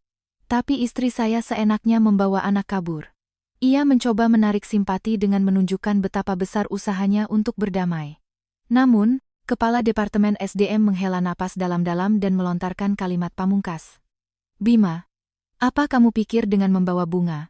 Luka di visum ini akan sembuh begitu saja? Bima menahan napas, benar-benar kehilangan kata-kata. Yang kamu pukul itu adalah istrimu yang telah mendampingimu bertahun-tahun. Itu bukan luka murahan yang bisa diobati dengan bunga atau kue. Ucapan Kepala Departemen SDM menghancurkan pembelaan diri Bima yang angkuh. Selain itu, pihak hotel juga sudah menghubungi perusahaan. Mendengar itu, Bima mengangkat kepalanya. Katanya, rekaman CCTV sudah diamankan secara resmi atas permintaan pengacara. Momen krusial, saat kamu menampar istrimu terekam semuanya. Kepala Departemen SDM terus memaparkan fakta tanpa ampun. Dan katanya, orang yang pertama kali meminta pihak hotel mengamankan rekaman itu adalah ibumu sendiri. Sesuatu di dalam kepala Bima runtuh. Istriku tidak bisa melawanku. Perusahaan mengakuiku. Ibuku akan membelaku. Semua hal yang ia yakini tanpa ragu, kini terbukti sebagai kebohongan total. Bima, mulai hari ini, kamu dinonaktifkan sementara. Kepala Departemen SDM mengumumkan dengan dingin. Kamu juga harus segera mundur dari posisi penanggung jawab proyek yang sedang berjalan. Sanksi final akan diputuskan oleh komite disipliner. Bima hanya bisa duduk terpaku di kursi besinya. Dinonaktifkan sementara. Itu adalah hitungan mundur menuju demosi atau bahkan pemecatan. Polesan sebagai manajer hebat yang paling ia banggakan, kini hancur berkeping-keping. Sementara itu, di dapur apartemen kakakku yang terang, aku sedang menyiapkan makan malam. Menu hari ini adalah bistik kesukaan Danu. Saat aku sedang mencincang bawang bombay, ponselku berdering. Telepon dari Pak Budi. Ibu Dian. Baru saja, surat yang kami kirimkan ke perusahaan suami ibu sudah diterima. Suara lembut Pak Budi terdengar di telingaku. Bersamaan dengan itu, salinan visum juga sudah saya pastikan sampai langsung ke bagian SDM. Saat ini, suami ibu pasti sedang diinterogasi habis-habisan di kantor. Aku meletakkan pisau dan mengeringkan tanganku yang basah. Terima kasih, Pak Budi. Suaraku terdengar sangat tenang, bahkan aku sendiri terkejut. Dengan begini, dia tidak akan bisa lagi membuat alasan sesuka hatinya di kantor. Betul. Pihak perusahaan sepertinya juga sudah mengetahui perihal rekaman CCTV. Pak Budi berkata dengan tegas. Sekeras apapun suami ibu mengelak, bukti-bukti objektif ini telah menutup semua celah. Dia sekarang benar-benar kehilangan jalan keluar. Setelah menutup telepon, aku menghela napas dalam-dalam. Kulihat keluar jendela, matahari terbenam mewarnai kota dengan warna merah. Mengetahui Bima terpojok, tidak ada rasa senang di hatiku. Hanya ada rasa lega yang mendalam bahwa dengan ini, Danu bisa hidup dengan tenang di tempat yang aman. Aku mengelus buku tabungan baru di saku celemekku. Meskipun Bima memblokir kartu, aku sudah siap untuk berdiri dengan kedua kakiku sendiri. Tidak ada lagi yang bisa menindasku dengan kekerasan yang tidak masuk akal.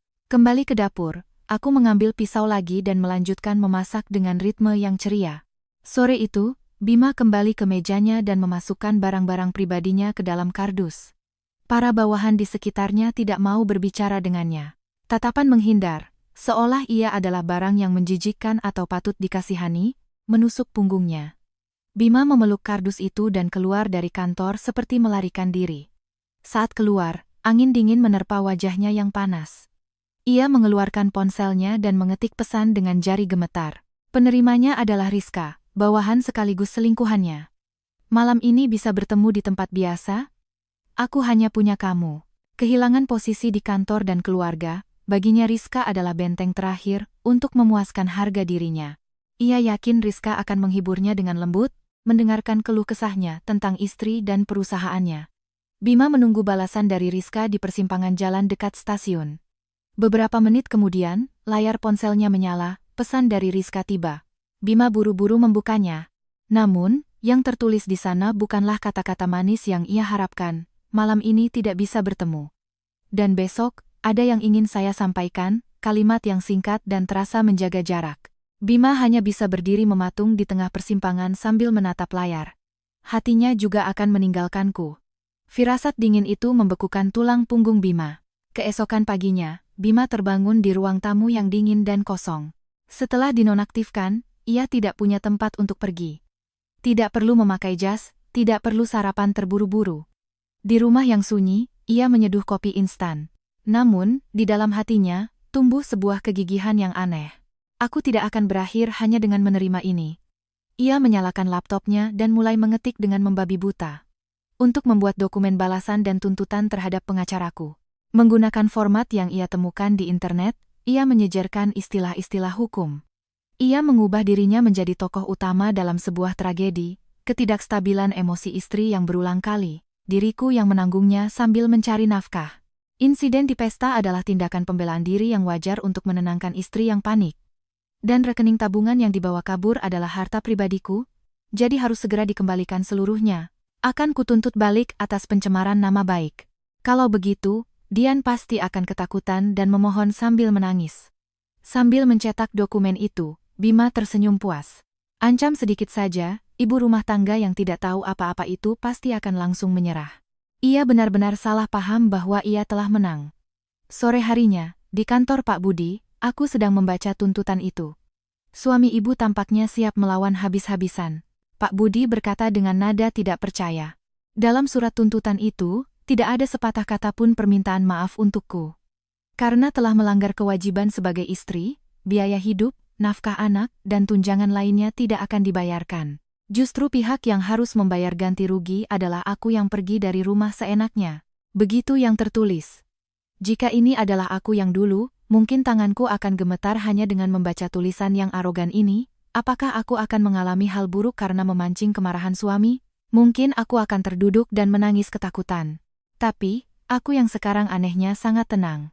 Dari sela-sela kalimat, aku bisa melihat dengan jelas kegelisahan dan kesombongan Bima. Aku menunjuk satu bagian dalam surat tuntutan itu. Pak Budi, dia mengklaim penarikan 15 juta rupiah itu sebagai biaya operasional pekerjaan yang sah. Benar. Dia bahkan sesumbar bisa menyerahkan semua kwitansinya. Mungkin dia berniat memalsukan laporan pengeluaran kantor. Aku mengeluarkan foto surat merah muda itu dari tasku. Tapi di surat ini tertulis dengan jelas. Tanggal saat dia membelikan kalung itu. Dan tanggal itu cocok sekali dengan catatan penarikan di bank. Pak Budi melihat tanggal di surat dan di surat tuntutan bergantian. Lalu, senyum tipis tersungging di bibirnya. Begitu. Suami ibu telah menggali kuburnya sendiri. Kebohongan yang ditumpuk dengan kebohongan pasti akan menimbulkan kontradiksi di suatu tempat. Tuntutan ini menjadi bukti paling pasti bahwa ia sama sekali tidak menyesal. Jika sampai ke pengadilan, ini akan sangat merugikannya. Ucapan Pak Budi memberiku rasa aman yang pasti. Waktu di mana aku hanya bisa diam dan menahan sudah berakhir. Aku memantulkan kembali batu yang dilemparkan Bima dengan perisai bernama hukum dan sedikit demi sedikit mendorongnya ke tepi jurang. Setiap kali satu bukti terkumpul, hatiku terasa lebih ringan. Mendapatkan pengakuan hukum bahwa aku benar.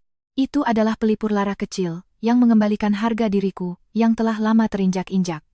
Malam itu, Bima berada di sebuah kafe yang tenang di dekat stasiun. Di seberangnya, Duduk Rizka, bawahannya. Sambil memegang cangkir kopi, Bima memasang ekspresi percaya diri. Status nonaktif di kantor dan kepergian istrinya, di dalam kepalanya sudah menjadi masalah yang terselesaikan. Maaf ya sudah membuatmu khawatir, Rizka. Tapi sekarang semuanya sudah beres. Bima sengaja menggunakan suara yang lembut. Hari ini aku sudah mengirimkan surat tuntutan yang keras pada pengacara itu. Perempuan itu tidak bisa apa-apa. Sebentar lagi dia pasti akan menyerah. Rizka hanya diam mendengarkan Bima. Pihak kantor juga akan kutinggalkan. Perusahaan yang tidak bisa melihat potensi orang. Aku yang menolaknya.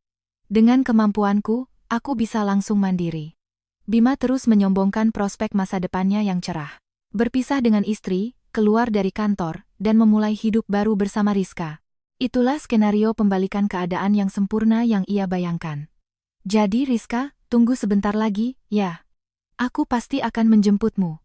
Bima mencoba meletakkan tangannya di atas tangan Rizka di meja. Tapi, Rizka menarik tangannya dengan dingin dan pelan. Tangan Bima terhenti di udara, kehilangan tujuan. Rizka? Rizka perlahan mengangkat kepalanya. Matanya bukan lagi tatapan manis dan hangat yang dulu ia berikan pada Bima, melainkan tatapan dingin dan kering, seolah melihat barang bekas yang tidak berharga. Ia mengeluarkan sebuah kotak kecil dari dalam tasnya, dan meletakkannya dengan pelan di atas meja. Kotak kalung yang dibelikan Bima bulan lalu dengan menggunakan dana pendidikan 15 juta rupiah. Ini saya kembalikan. Suara Rizka tidak menunjukkan emosi sama sekali. Bima membelalakan matanya. Kenapa? Bukankah ini yang paling kamu inginkan? Rizka menghela napas pendek. Pak Bima, Bapak kemarin memukul istri Bapak, kan? Mendengar itu, wajah Bima mengeras. Itu untuk melindungimu. Perempuan itu tiba-tiba. Bukan. Rizka memotong ucapan Bima. Bapak tidak melindungi saya. Bapak hanya takut kebohongan Bapak terbongkar, lalu melampiaskan kekerasan pada Ibu Dian yang paling tidak bisa melawan. Itu saja. Bima kehilangan kata-kata. Rizka menatap lurus ke mata Bima. Membungkam lawan dengan kekerasan jika tidak sesuai keinginan. Ternyata itu sifat asli Bapak. Keringat dingin mengalir di punggung Bima. Bawahan yang ia yakini sangat menghormatinya. Kini menatapnya dengan pandangan menghina. Bukan. Aku bukan orang seperti itu. Bima mencoba bangkit dari kursinya. Tapi, Rizka berkata dengan tenang. Surat somasi dari istri Bapak. Gosipnya sudah menyebar di seluruh kantor. Bapak sekarang tidak punya keluarga. Tidak punya posisi di kantor. Rizka bangkit dan mengambil bon pembayaran. Selamat tinggal. Jangan pernah hubungi saya lagi. Ia keluar dari kafe tanpa menoleh ke belakang. Bima hanya bisa menatap kotak kecil yang tertinggal di meja, tidak bergerak sedikit pun. Ia pikir ia telah menang. Tapi, papan permainannya ternyata sudah retak parah. Saat itu, ponsel Bima berdering. Di layar tertera nomor telepon rumah orang tuanya, benteng terakhirnya. Namun, ucapan yang terdengar dari seberang telepon justru mendorongnya ke jurang keputusasaan yang lebih dalam. Di layar ponselnya tertera nomor telepon rumah orang tuanya. Bima menekan tombol jawab dengan jari gemetar. Ibu? Tadi Rizka. Namun, yang terdengar dari seberang telepon bukanlah suara Ibu Ratna, melainkan suara rendah dan berat yang seolah mengguncang bumi. Suara ayahnya, Pak Hermawan. Bima, apa yang sudah kamu perbuat di kantor? Tulang punggung Bima seketika membeku. Pak Hermawan adalah orang yang keras dan disiplin. Sejak kecil, Bima tidak pernah bisa membantahnya. Ayah, bukan begitu. Dian tiba-tiba gila dan mencoba menjebakku. Diam. Bentakan yang seolah menggetarkan udara dari seberang telepon membuat Bima menelan ludah. Kepala Departemen SDM di kantormu menelepon ayah. Bima merasa pandangannya menggelap. Kepala Departemen SDM dan ayahnya adalah teman baik sejak kuliah. Memukul istri di depan umum, selingkuh dengan staf, dan mencoreng nama baik perusahaan. Ayah sudah dengar semuanya. Pak Hermawan menghujaninya dengan kata-kata dingin. Besok, segera datang ke kantor pengacara. Kita dengarkan alasanmu di depan semua kerabat. Ayah, tunggu, aku tidak salah. Tuut, tuut. Hanya suara nada putus yang monoton yang terdengar di telinga Bima. Ia berdiri membeku di depan kafe sambil menggenggam ponselnya erat-erat. Keesokan siangnya, di rumah kakakku, aku mengenakan setelan abu-abu yang sudah lama tidak kupakai. Bukan baju kerja paruh waktu di perpustakaan, melainkan setelan rapi yang pernah kupakai saat upacara masuk SD Danu, Berdiri di depan cermin, memar di pipi kananku masih sedikit terlihat. Tapi, tatapan mataku di cermin lebih jernih dari sebelumnya. Tidak ada ketakutan, tidak ada keraguan. Aku menarik napas dalam-dalam dan memeriksa map berisi dokumen penting di dalam tasku. Hari ini, aku akan menyelesaikan semuanya dengan pria yang pernah menjadi suamiku. Di ruang rapat terluas di kantor hukum Pak Budi. Di sekeliling meja kayu panjang yang berat, kami menunggu dalam diam. Aku dan Pak Budi duduk berdampingan. Di seberang kami ada 3 kursi kosong. Akhirnya, pintu yang berat terbuka perlahan. Yang pertama masuk adalah Pak Hermawan dan Ibu Ratna. Melihat wajahku, mereka berdua menunduk kecil seolah merasa bersalah. Aku membalasnya dengan membungkuk dalam-dalam tanpa suara. Terakhir, dengan langkah berat seolah menyeret kakinya, Bima muncul. Saat masuk ke ruangan, Bima berhenti melangkah begitu melihatku. Ia pasti membayangkan aku akan duduk di sana dengan mata bengkak karena menangis ketakutan. Atau akan memohon padanya. Aku tidak bisa hidup tanpamu. Tapi, aku duduk dengan punggung tegap dan menatapnya lurus dengan tatapan dingin. Dian, kamu. Saat Bima hendak mengatakan sesuatu, Pak Hermawan memotongnya dengan tajam. Duduk. Atas perintah singkat ayahnya, Bima buru-buru duduk di seberangku. Keningnya berkeringat dingin, dan matanya bergerak gelisah. Ruang rapat itu diselimuti keheningan yang tidak normal. Pertemuan keluarga. Bima mungkin masih berharap di sudut hatinya, karena ada keluarganya, ia tidak akan sepenuhnya dibuang. Ayah, maaf sudah merepotkan. Tapi ini hanya pertengkaran suami istri biasa. Saat Bima mencoba memulai pembelaan dirinya dengan senyum paksa, pertengkaran biasa. Suara rendah dan tajam Pak Hermawan membelah udara di ruang rapat. Memukul istri di depan cucumu sambil melindungi selingkuhanmu itu pertengkaran biasa? Bima terlonjak dan terdiam. Perbuatanmu pada Dian adalah pengkhianatan terhadap keluarga, dan itu adalah kejahatan. Bima buru-buru mengeluarkan salinan surat tuntutan yang ia buat semalam dari tasnya. Bukan begitu. Dian yang meninggalkan rumah seenaknya dan menelantarkan tugas rumah tangga. Makanya aku blokir kartunya. Justru aku yang berhak menuntut ganti rugi. Ia mati-matian meninggikan suaranya dan menggebrak meja. Tapi kata-katanya tidak menyentuh hati siapapun. Pak Budi angkat bicara dengan tenang. Pak Bima, mengenai surat tuntutan yang Anda ajukan, itu sangat menarik. Pak Budi menyejajarkan surat tuntutan dan salinan buku tabungan. Anda mengklaim penarikan 15 juta rupiah itu sebagai biaya operasional pekerjaan yang sah, kan? Bima mengangguk dengan sedikit angkuh. Betul. Kalau perlu, saya bisa serahkan semua kwitansinya. Begitu. Kwitansi kalung pasangan yang Anda berikan pada Rizka, maksudnya, mendengar ucapan Pak Budi, ekspresi di wajah Bima seketika lenyap. Aku mendorong salinan surat merah muda itu ke tengah meja dengan tenang. Ini surat yang ditulis oleh Rizka. Tanggal dan jumlahnya cocok sekali dengan catatan penarikan di bank. Bima membelalakan matanya dan melihat surat itu dan aku bergantian. Ia sama sekali tidak tahu bahwa Danu telah menemukannya di mobil dan memfotonya. Aku menatap mata Bima tanpa menghindar dan berkata dengan jelas. Itu adalah uang yang saya kumpulkan sedikit demi sedikit untuk biaya masuk SMA Danu. Suaraku menggema jelas di seluruh ruang rapat. Mencuri uang itu dan memberikannya pada selingkuhanmu. Apa itu yang Anda sebut biaya operasional pekerjaan? Bima benar-benar kehilangan kata-kata. Ia membuka mulutnya seolah mencari alasan, tapi tidak ada suara yang keluar. Lalu, Ibu Ratna melontarkan pukulan telak dengan nada tenang namun tegas. Bima, kamu juga membohongi ibu, kan? Ibu Ratna menggenggam kedua tangannya erat di atas meja. 3 bulan yang lalu, kamu meminjam 50 juta rupiah dengan alasan biaya bimbingan belajar Danu, kamu tidak lupa, kan? Wajah Bima kini pucat pasi. Mencuri uang hasil jerih payah menantuku, dan berutang pada ibumu sendiri hanya untuk bersenang-senang dengan perempuan muda? Air mata kekecewaan mengalir dari mata Ibu Ratna. Kamu adalah ayah terburuk. Jangan pernah lagi menyebut dirimu ayah Danu. Bima mati-matian menahan agar lututnya tidak lemas. Aku melanjutkan. Kemarin malam, Anda memblokir kartu kredit saya, dan membekukan rekening biaya hidup.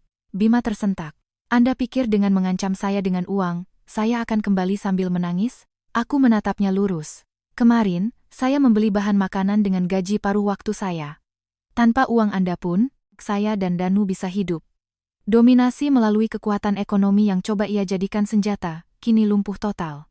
Yang tersisa baginya hanyalah kenyataan pahit yang penuh dengan kebohongan. Bima, kamu dari dulu memang seperti itu. Selalu menyalahkan orang lain atas kegagalanmu. Pak Hermawan menghela napas dalam-dalam. Kamu tidak pernah tahu betapa Dian telah berkorban untukmu. Kamu salah mengira semua itu karena kehebatanmu sendiri. Ucapan ayahnya menghancurkan harga diri Bima yang tipis. Kamu juga dinonaktifkan di kantor, kan? Mendengar ucapan ayahnya, Bima hanya bisa mengangguk kecil. Orang yang tidak bisa melindungi istrinya sendiri, mana mungkin bisa melindungi bawahannya di kantor. Kamu itu manusia yang cacat moral. Semua kerabatnya kini tahu kebohongan dan kekerasannya.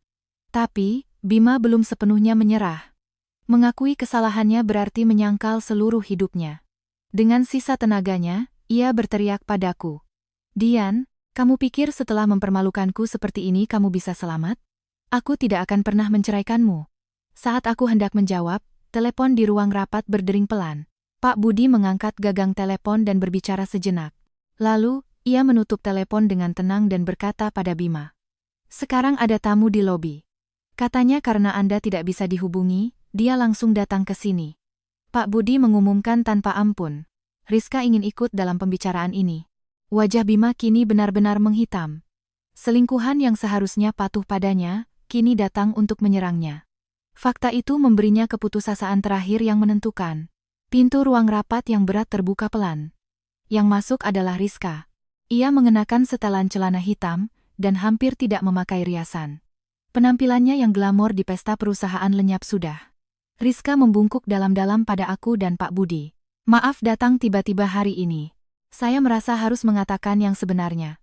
Suaranya bergetar, tetapi penuh dengan tekad yang jelas. Bima sontak berdiri dari kursinya dan menunjuk Rizka dengan tidak percaya. Kamu, kenapa kamu di sini? Pulang. Namun, Rizka tidak mundur sedikit pun mendengar bentakan Bima. Ia mengabaikan Bima sepenuhnya dan duduk di kursi kosong di sebelah Pak Budi. Rizka, terima kasih sudah datang. Saat Pak Budi berkata dengan lembut, Rizka mengangguk kecil. Iya, Pak. Tadi malam, Pak Bima mengajak saya keluar dari perusahaan dan memulai usaha sendiri bersamanya.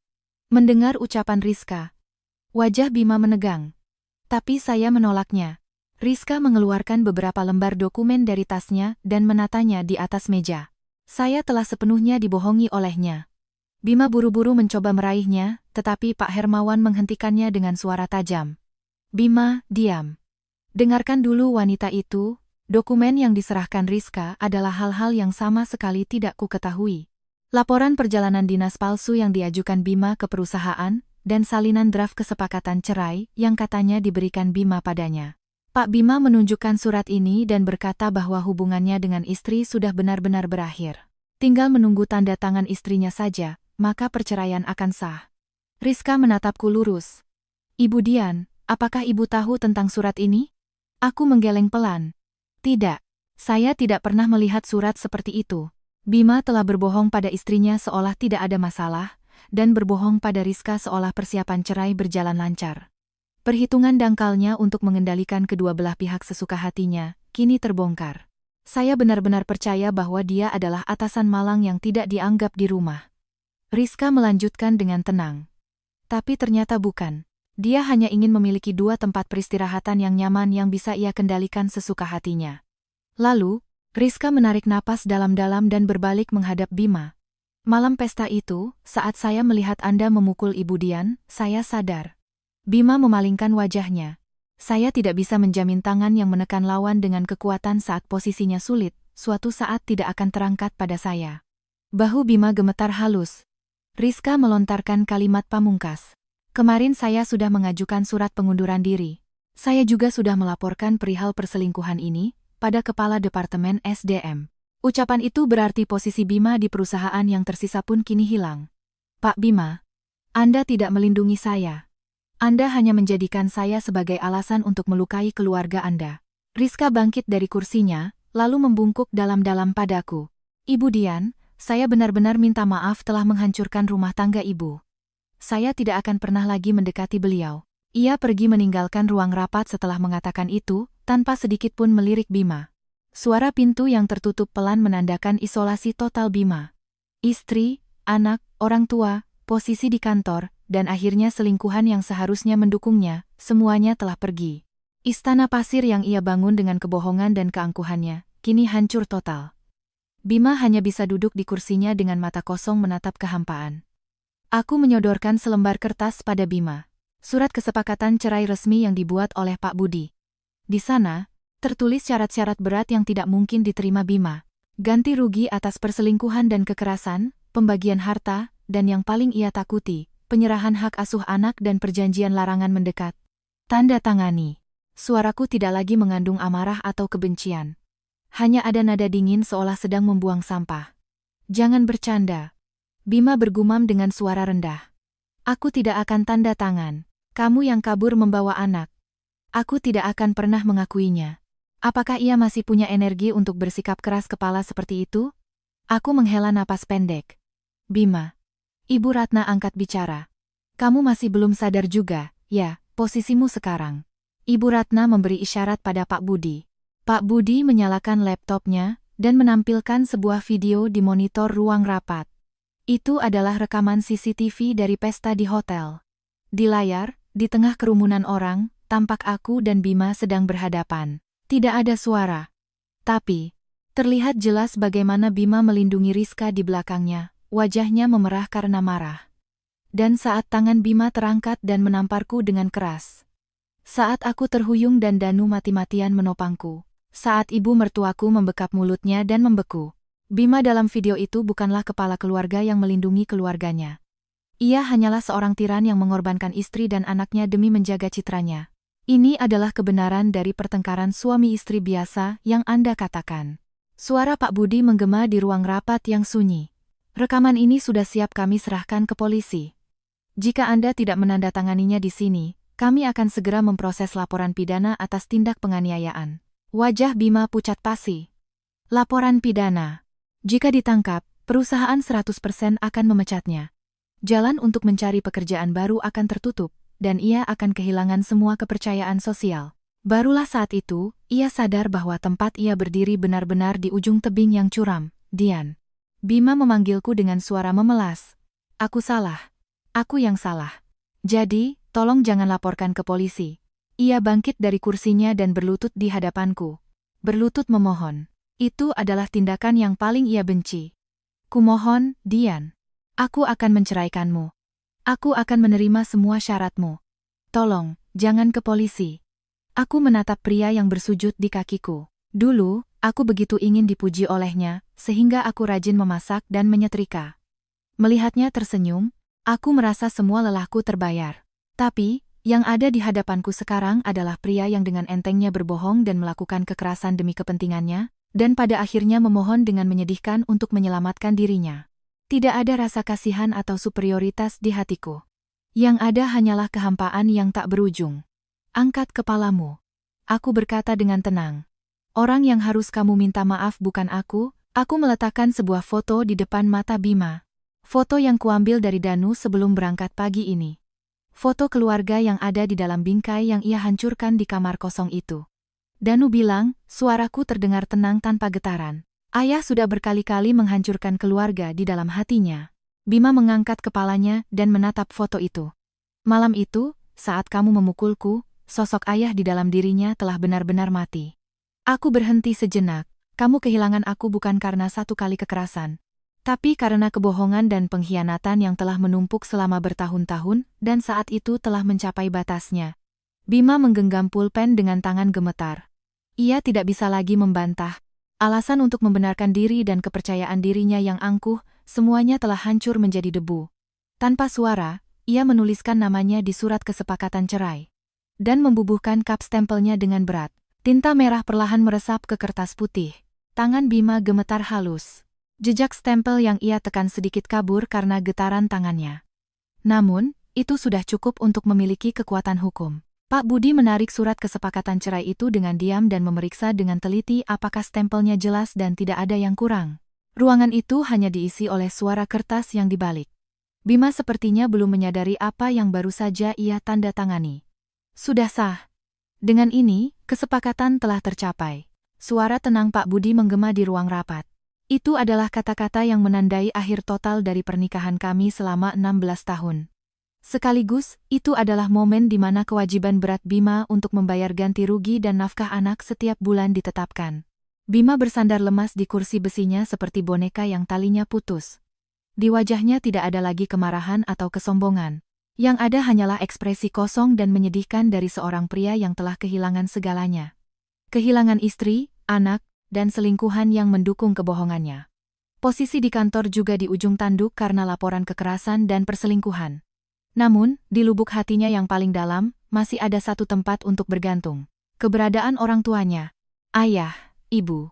Bima menatap kedua orang tuanya, dengan mata memohon. Aku mungkin akan dipecat. Untuk membayar ganti rugi, aku juga harus menjual rumah. Ia membasahi bibirnya yang kering, dan memohon dengan suara hina. Untuk sementara, bolehkah aku tinggal di rumah? Aku akan mencari pekerjaan dan memulai dari awal lagi. Meskipun ia telah berbuat bodoh, orang tua tidak akan membuangnya. Meskipun dunia menyalahkannya, tempat perlindungan bernama rumah orang tua akan selalu terbuka. Di dasar hatinya, masih ada perhitungan egois seperti itu. Namun, Ibu Ratna menggeleng dingin. Bima, tidak ada lagi rumah untukmu pulang. Kata-kata itu menghancurkan harapan terakhir Bima. Kenapa, Bu? Bukankah aku anak ibu?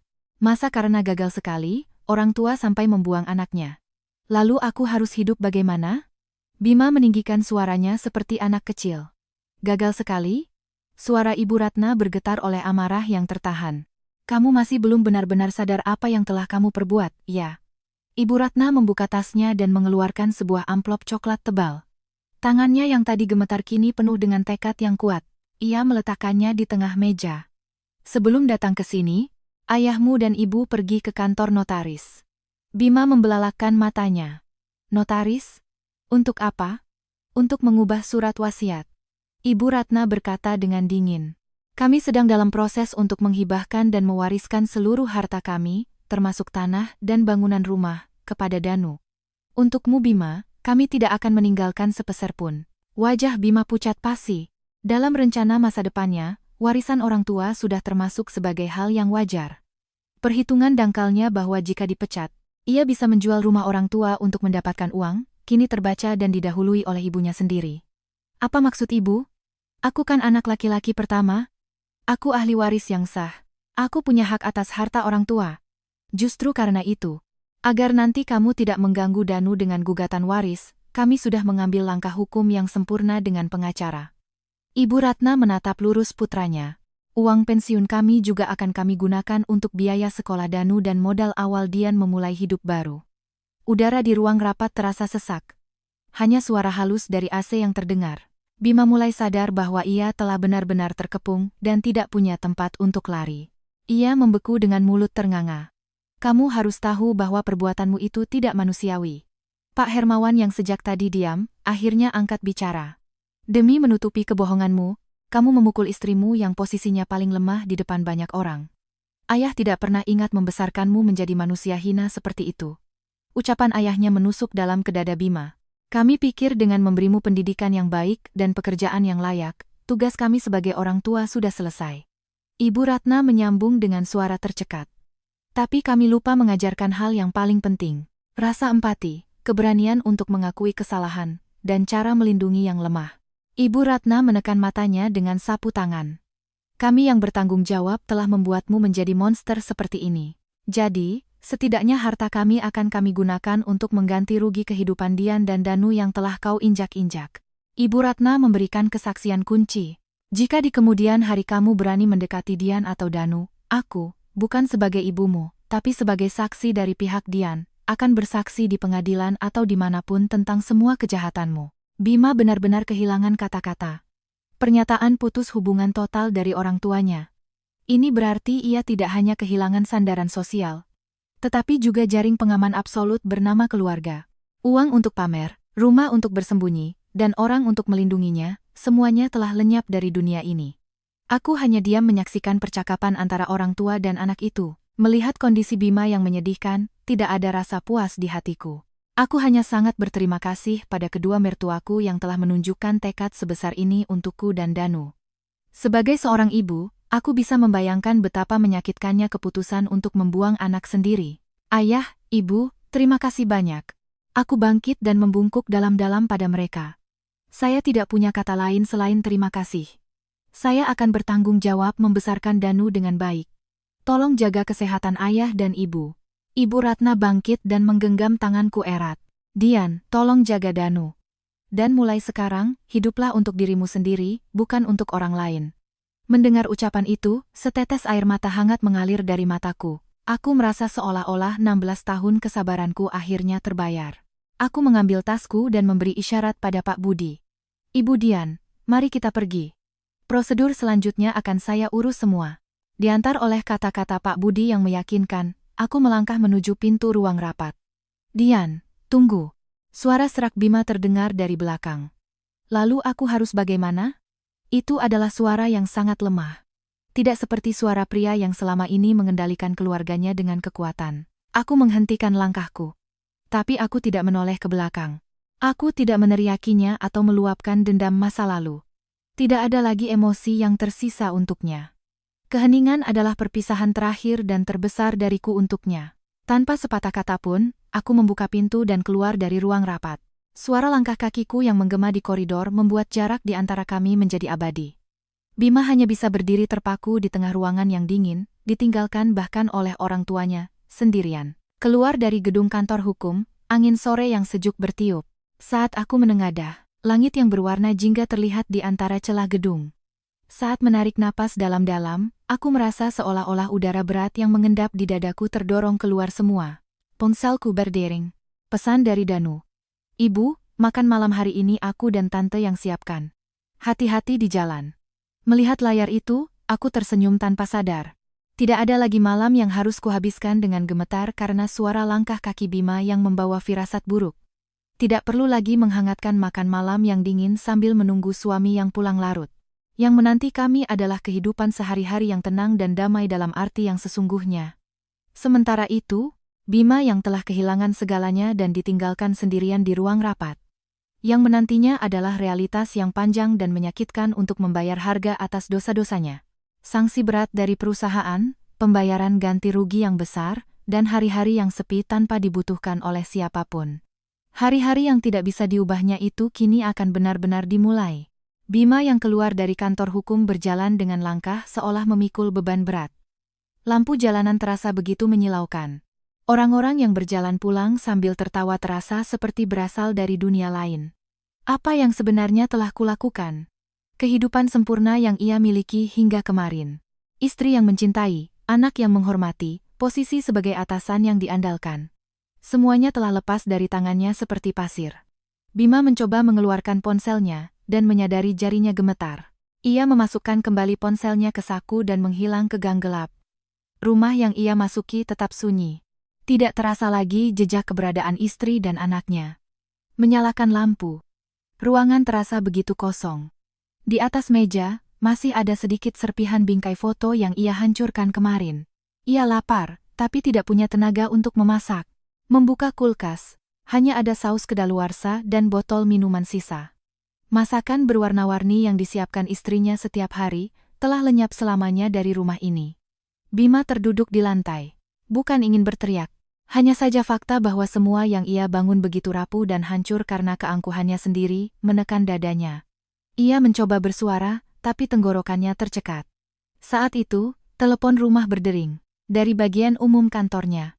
Ia mengangkat gagang telepon, tapi tidak bisa menjawab. Bima, mulai hari ini, kamu resmi dipecat. Kosongkan juga rumah dinas paling lambat akhir bulan ini. Laporan pengeluaran palsu dan tindak kekerasanmu sudah terkonfirmasi. Uang pesangon tidak akan diberikan. Sesuai peraturan. Bima berlutut di tempat. Tidak ada pesangon. Mencari pekerjaan lain pun akan sulit karena catatan pemecatannya. Perusahaan telah membuangnya sepenuhnya. Zirah bernama jabatan, yang melindunginya kini lenyap. Ia menjatuhkan gagang telepon. Suara kletak yang kering menggema di ruang tamu yang sunyi. Barulah saat itu Bima mulai mengerti betapa bodohnya perbuatannya. Aku tidak mencintai istriku. Aku hanya memanfaatkannya sebagai alat untuk kenyamananku. Aku tidak mencintai anakku. Aku hanya memperlakukannya sebagai hiasan untuk harga diriku. Semuanya adalah keangkuhanku. Tanpa pernah membayangkan betapa istriku telah bersabar dan terluka, aku salah mengira bahwa akulah korbannya. Bima menatap serpihan foto di lantai. Di sana ada wajahnya, istrinya, dan anaknya yang masih kecil, sedang tersenyum. Saat itu, aku benar-benar bahagia. Tapi yang menghancurkan kebahagiaan itu adalah dirinya sendiri. Ia bersujud di lantai. Bahkan air mata pun tidak bisa keluar. Hanya ada penyesalan dan rasa bersalah yang hebat yang tenggelam di hatinya seperti timah. Pada saat yang sama, di apartemen baru kami menghabiskan waktu dengan tenang. Danu sedang mengerjakan PR dan menyusun puzzle. Aroma teh yang dibuat kakakku memenuhi ruangan. Ibu, Danu mengangkat kepalanya dari puzzle. Kayaknya pindah ke sini keputusan yang tepat. Mendengar itu, aku tersenyum. Iya, syukurlah. Di rumah lama, setiap malam kami menahan napas. Agar tidak membuat ayah marah. Tapi di sini, tidak ada yang perlu ditakuti. Bisa menjalani hari dengan ritmeku sendiri, dengan kehendakku sendiri. Anakku juga merasakannya. Aku menatap keluar jendela. Lampu kota berkelip indah di kejauhan. Kejatuhan Bima hanyalah awal dari kehidupan baru kami. Bagaimana ia akan menghadapi dosanya dan menjalani hidupnya, itu bukan lagi urusanku. Di ujung pandanganku, ada punggung Danu yang tegap. Aku hanya akan melindungi masa depan anak ini sampai akhir. Tekad itu tidak akan goyah oleh badai apapun. Malam yang kontras antara kesunyian di kamar Bima dan kedamaian di kamar kami, perlahan berlalu. Keesokan paginya, Bima kembali menyadari bahwa ia bukan siapa-siapa lagi. Yang menantinya adalah realitas yang lebih dingin. Pada hari Bima mengosongkan rumah dinas, hujan turun dengan sangat deras. Truk pengangkut barang yang ia sewa adalah ukuran terkecil. Sebagian besar perabotan harus ia jual. Tempat tinggal barunya adalah sebuah kamar kos di gedung tua berusia 40 tahun, yang berjarak 20 menit naik bus dari stasiun. Tuntutan ganti rugi dan nafkah anak yang harus ia bayar setiap bulan membuatnya tidak mampu menyewa tempat yang lebih baik. Di dalam kamar yang gelap, hanya ada beberapa kardus. Bima duduk di lantai yang dingin dan memakan nasi kotak dari minimarket dalam diam. Tidak ada TV, hanya suara hujan yang teratur yang mengisi ruangan. Ia menghentikan makannya dan menatap sebuah kantong plastik di sampingnya. Di dalamnya ada serpihan foto keluarga yang ia hancurkan di kamar anaknya yang kosong. Ia bisa membuangnya kapan saja. Tapi Bima bahkan tidak sanggup membuangnya ke tempat sampah.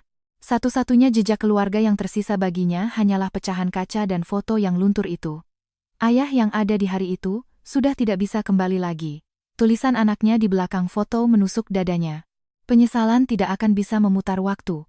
Mencari pekerjaan pun sulit, tidak ada perusahaan yang mau mempekerjakan pria paruh baya berusia 40-an dengan catatan pemecatan. Ia terpaksa menyambung hidup dengan kerja serabutan. Ia akan pulang ke kamar yang dingin tanpa ada yang menunggu, menua dalam kesendirian tanpa dihormati siapapun.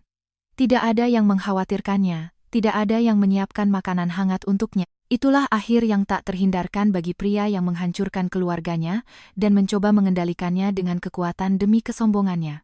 Sementara itu, di lingkungan baru, kehidupan kami mulai menemukan ritme yang damai. Baru minggu lalu aku menerima laporan dari pengacara bahwa semua proses hukum telah selesai. Permohonan larangan mendekat juga dikabulkan secara resmi, sehingga keselamatan kami berdua dilindungi sepenuhnya oleh hukum. Di akhir telepon, Pak Budi berkata dengan suara lembut, "Ibu Dian, Anda sekarang sudah berdiri kokoh dengan kedua kaki Anda sendiri. Nikmatilah hidup Anda sepenuhnya." Mendengar itu, aku sadar bahwa pertarungan panjang ini benar-benar telah berakhir. Saat musim berganti dan pepohonan mulai menghijau, Ibu Ratna datang mengunjungi apartemen kami. "Dian, maaf datang tiba-tiba. Ibu masak semur kesukaan Danu, mau titip sedikit." Ibu Ratna menyodorkan sebuah wadah makanan. Sikapnya tidak lagi memaksa seperti dulu. Ia menjaga jarak yang pas dan mengamati awal baru kami dengan tenang. "Wah, Danu pasti suka, Bu. Mari masuk dulu, minum teh." Ibu Ratna tersenyum senang. Sambil minum teh, kami mengobrol santai. "Danu sudah beradaptasi di sekolah barunya?" Aku tersenyum dan mengangguk. "Iya, Bu. Dia senang sekali. Menjelang ujian masuk SMA, dia jadi semakin rajin belajar." Ibu Ratna mengelus dadanya lega. "Syukurlah." Sambil memegang cangkir teh, Ibu Ratna menunduk sedikit. "Dian, waktu itu Ibu benar-benar minta maaf. Kalau saja Ibu lebih cepat menyadari kebohongan anak itu." Aku menggeleng pelan. "Ibu tidak perlu minta maaf. Justru karena Ibu membela saya dan mengamankan rekaman CCTV hari itu, kami bisa seperti sekarang." Aku menggenggam tangan keriputnya. "Masa depan Danu yang telah Ibu lindungi, akan saya jaga dengan baik." Air mata hangat mengalir dari mata Ibu Ratna. "Kami tidak bisa sepenuhnya menghapus luka masa lalu. Tapi, kami bisa saling berbagi rasa sakit dan membangun kembali hubungan yang baru. Setelah Ibu Ratna pulang, sore harinya Danu pulang sekolah. Ibu, aku pulang. Wah, ada semur buatan nenek. Danu tersenyum senang melihat semur di meja. Senyum tulusnya selalu menjadi penyelamat hatiku. Bu, saat makan malam, Danu tiba-tiba menjadi serius. Nanti kalau masuk SMA, aku akan belajar pemrograman lebih giat lagi. Aku tidak mau menyia-nyiakan uang yang sudah Ibu kumpulkan. Tidak usah dipaksakan. Lakukan saja apa yang kamu suka. Bukan memaksakan diri, Bu. Aku ingin cepat mandiri, supaya kali ini aku yang bisa melindungi Ibu. Mendengar itu, hatiku terasa hangat, punggung kecil yang melindungiku dari kekerasan ayahnya malam itu. Danu bukan lagi anak kecil yang ketakutan. Ia tumbuh menjadi pemuda yang kuat dan baik hati, yang mengerti rasa sakit orang lain dan berusaha melindungi apa yang berharga. Terima kasih. Tapi Ibu juga kuat, kok. Aku tersenyum sambil menambahkan nasi ke mangkuknya. Anak ini bisa tumbuh sehat dan berjalan lurus menuju mimpinya. Tidak ada hadiah yang lebih besar dari itu. Keesokan harinya, di perpustakaan, aku sedang memperbaiki buku yang rusak. Merekatkan halaman yang sobek, mengencangkan punggung buku. Buku itu tidak akan kembali baru. Bekas perbaikannya akan tetap ada. Tapi, buku itu akan bisa dibaca lebih lama oleh banyak orang. Aku mengelus buku itu dan melihatnya sebagai cerminan hidupku. Pernikahan 16 tahun ini tidak sia-sia. Dikhianati, dilukai, dan menangis, semua itu telah membuatku lebih kuat. Seperti buku yang diperbaiki, hidupku ke depan mungkin akan sedikit kasar, tapi memiliki kekuatan yang pasti. Saat pulang kerja, langit berwarna merah yang indah. Tak jauh dari sana, Danu melambaikan tangan menungguku. Katanya Ibu mau buat bistik, jadi aku jemput. Danu tersenyum malu. Terima kasih. Kalau begitu, ayo kita pilih daging yang paling enak di supermarket. Kami berjalan berdampingan. Langkah kami ringan, tidak ada awan mendung di hati. Tidak perlu lagi menahan napas karena takut pada suara langkah kaki Bima. Tidak perlu lagi sakit hati mendengar kebohongan canggungnya setiap akhir pekan. Yang menyelimuti kami adalah hari yang tenang tanpa kejadian apapun. Kehidupan sehari-hari yang biasa, di mana tidak ada yang berteriak dan tidak ada yang berbohong. Lampu jalanan mulai menyala satu persatu. Dari kejauhan, tercium aroma masakan dan terdengar suara tawa seseorang. Berjalan berdampingan dengan Danu, kami melangkah menuju rumah kami yang hangat. Kemenangan gemilang dengan mendorong suami ke tepi jurang, atau rasa puas dari sebuah pembalasan dendam, semua itu tidak penting. Yang tersisa di tangan kami pada akhirnya adalah hadiah yang paling berharga. Kehidupan sehari-hari yang tenang di mana kami bisa tidur dengan nyenyak. Keluarga yang ia pikir akan kembali seperti semula, jika ia meminta maaf, telah hancur berkeping-keping bukan saat ia menampar istrinya, melainkan di dalam hati anaknya yang menyaksikan hal itu. Bagaimana menurut Anda?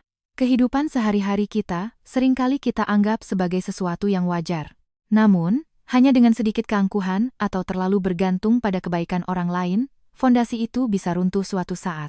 Kepercayaan yang telah hancur, meskipun kemudian kita menyadari betapa berharganya, tidak akan pernah bisa kembali seperti semula. Itu adalah realitas hidup yang kejam, sekaligus pelajaran berharga yang tidak boleh kita lupakan. Kebahagiaan sejati bukanlah kesuksesan yang gemilang atau kemenangan dengan menginjak-injak orang lain, melainkan bisa tidur dengan tenang, menyambut pagi yang damai tanpa kebohongan. Kehidupan sehari-hari yang tenang itulah mungkin harta paling berharga dalam hidup kita. Apa yang Anda rasakan setelah membaca cerita ini? Dalam kehidupan sehari-hari, apa yang paling ingin Anda lindungi? Silakan bagikan perasaan jujur Anda atau pengalaman hidup Anda di kolom komentar. Setiap suara dari Anda sangat berharga. Sampai jumpa di cerita mendalam lainnya yang menyentuh hati. Terima kasih telah menyimak sampai akhir.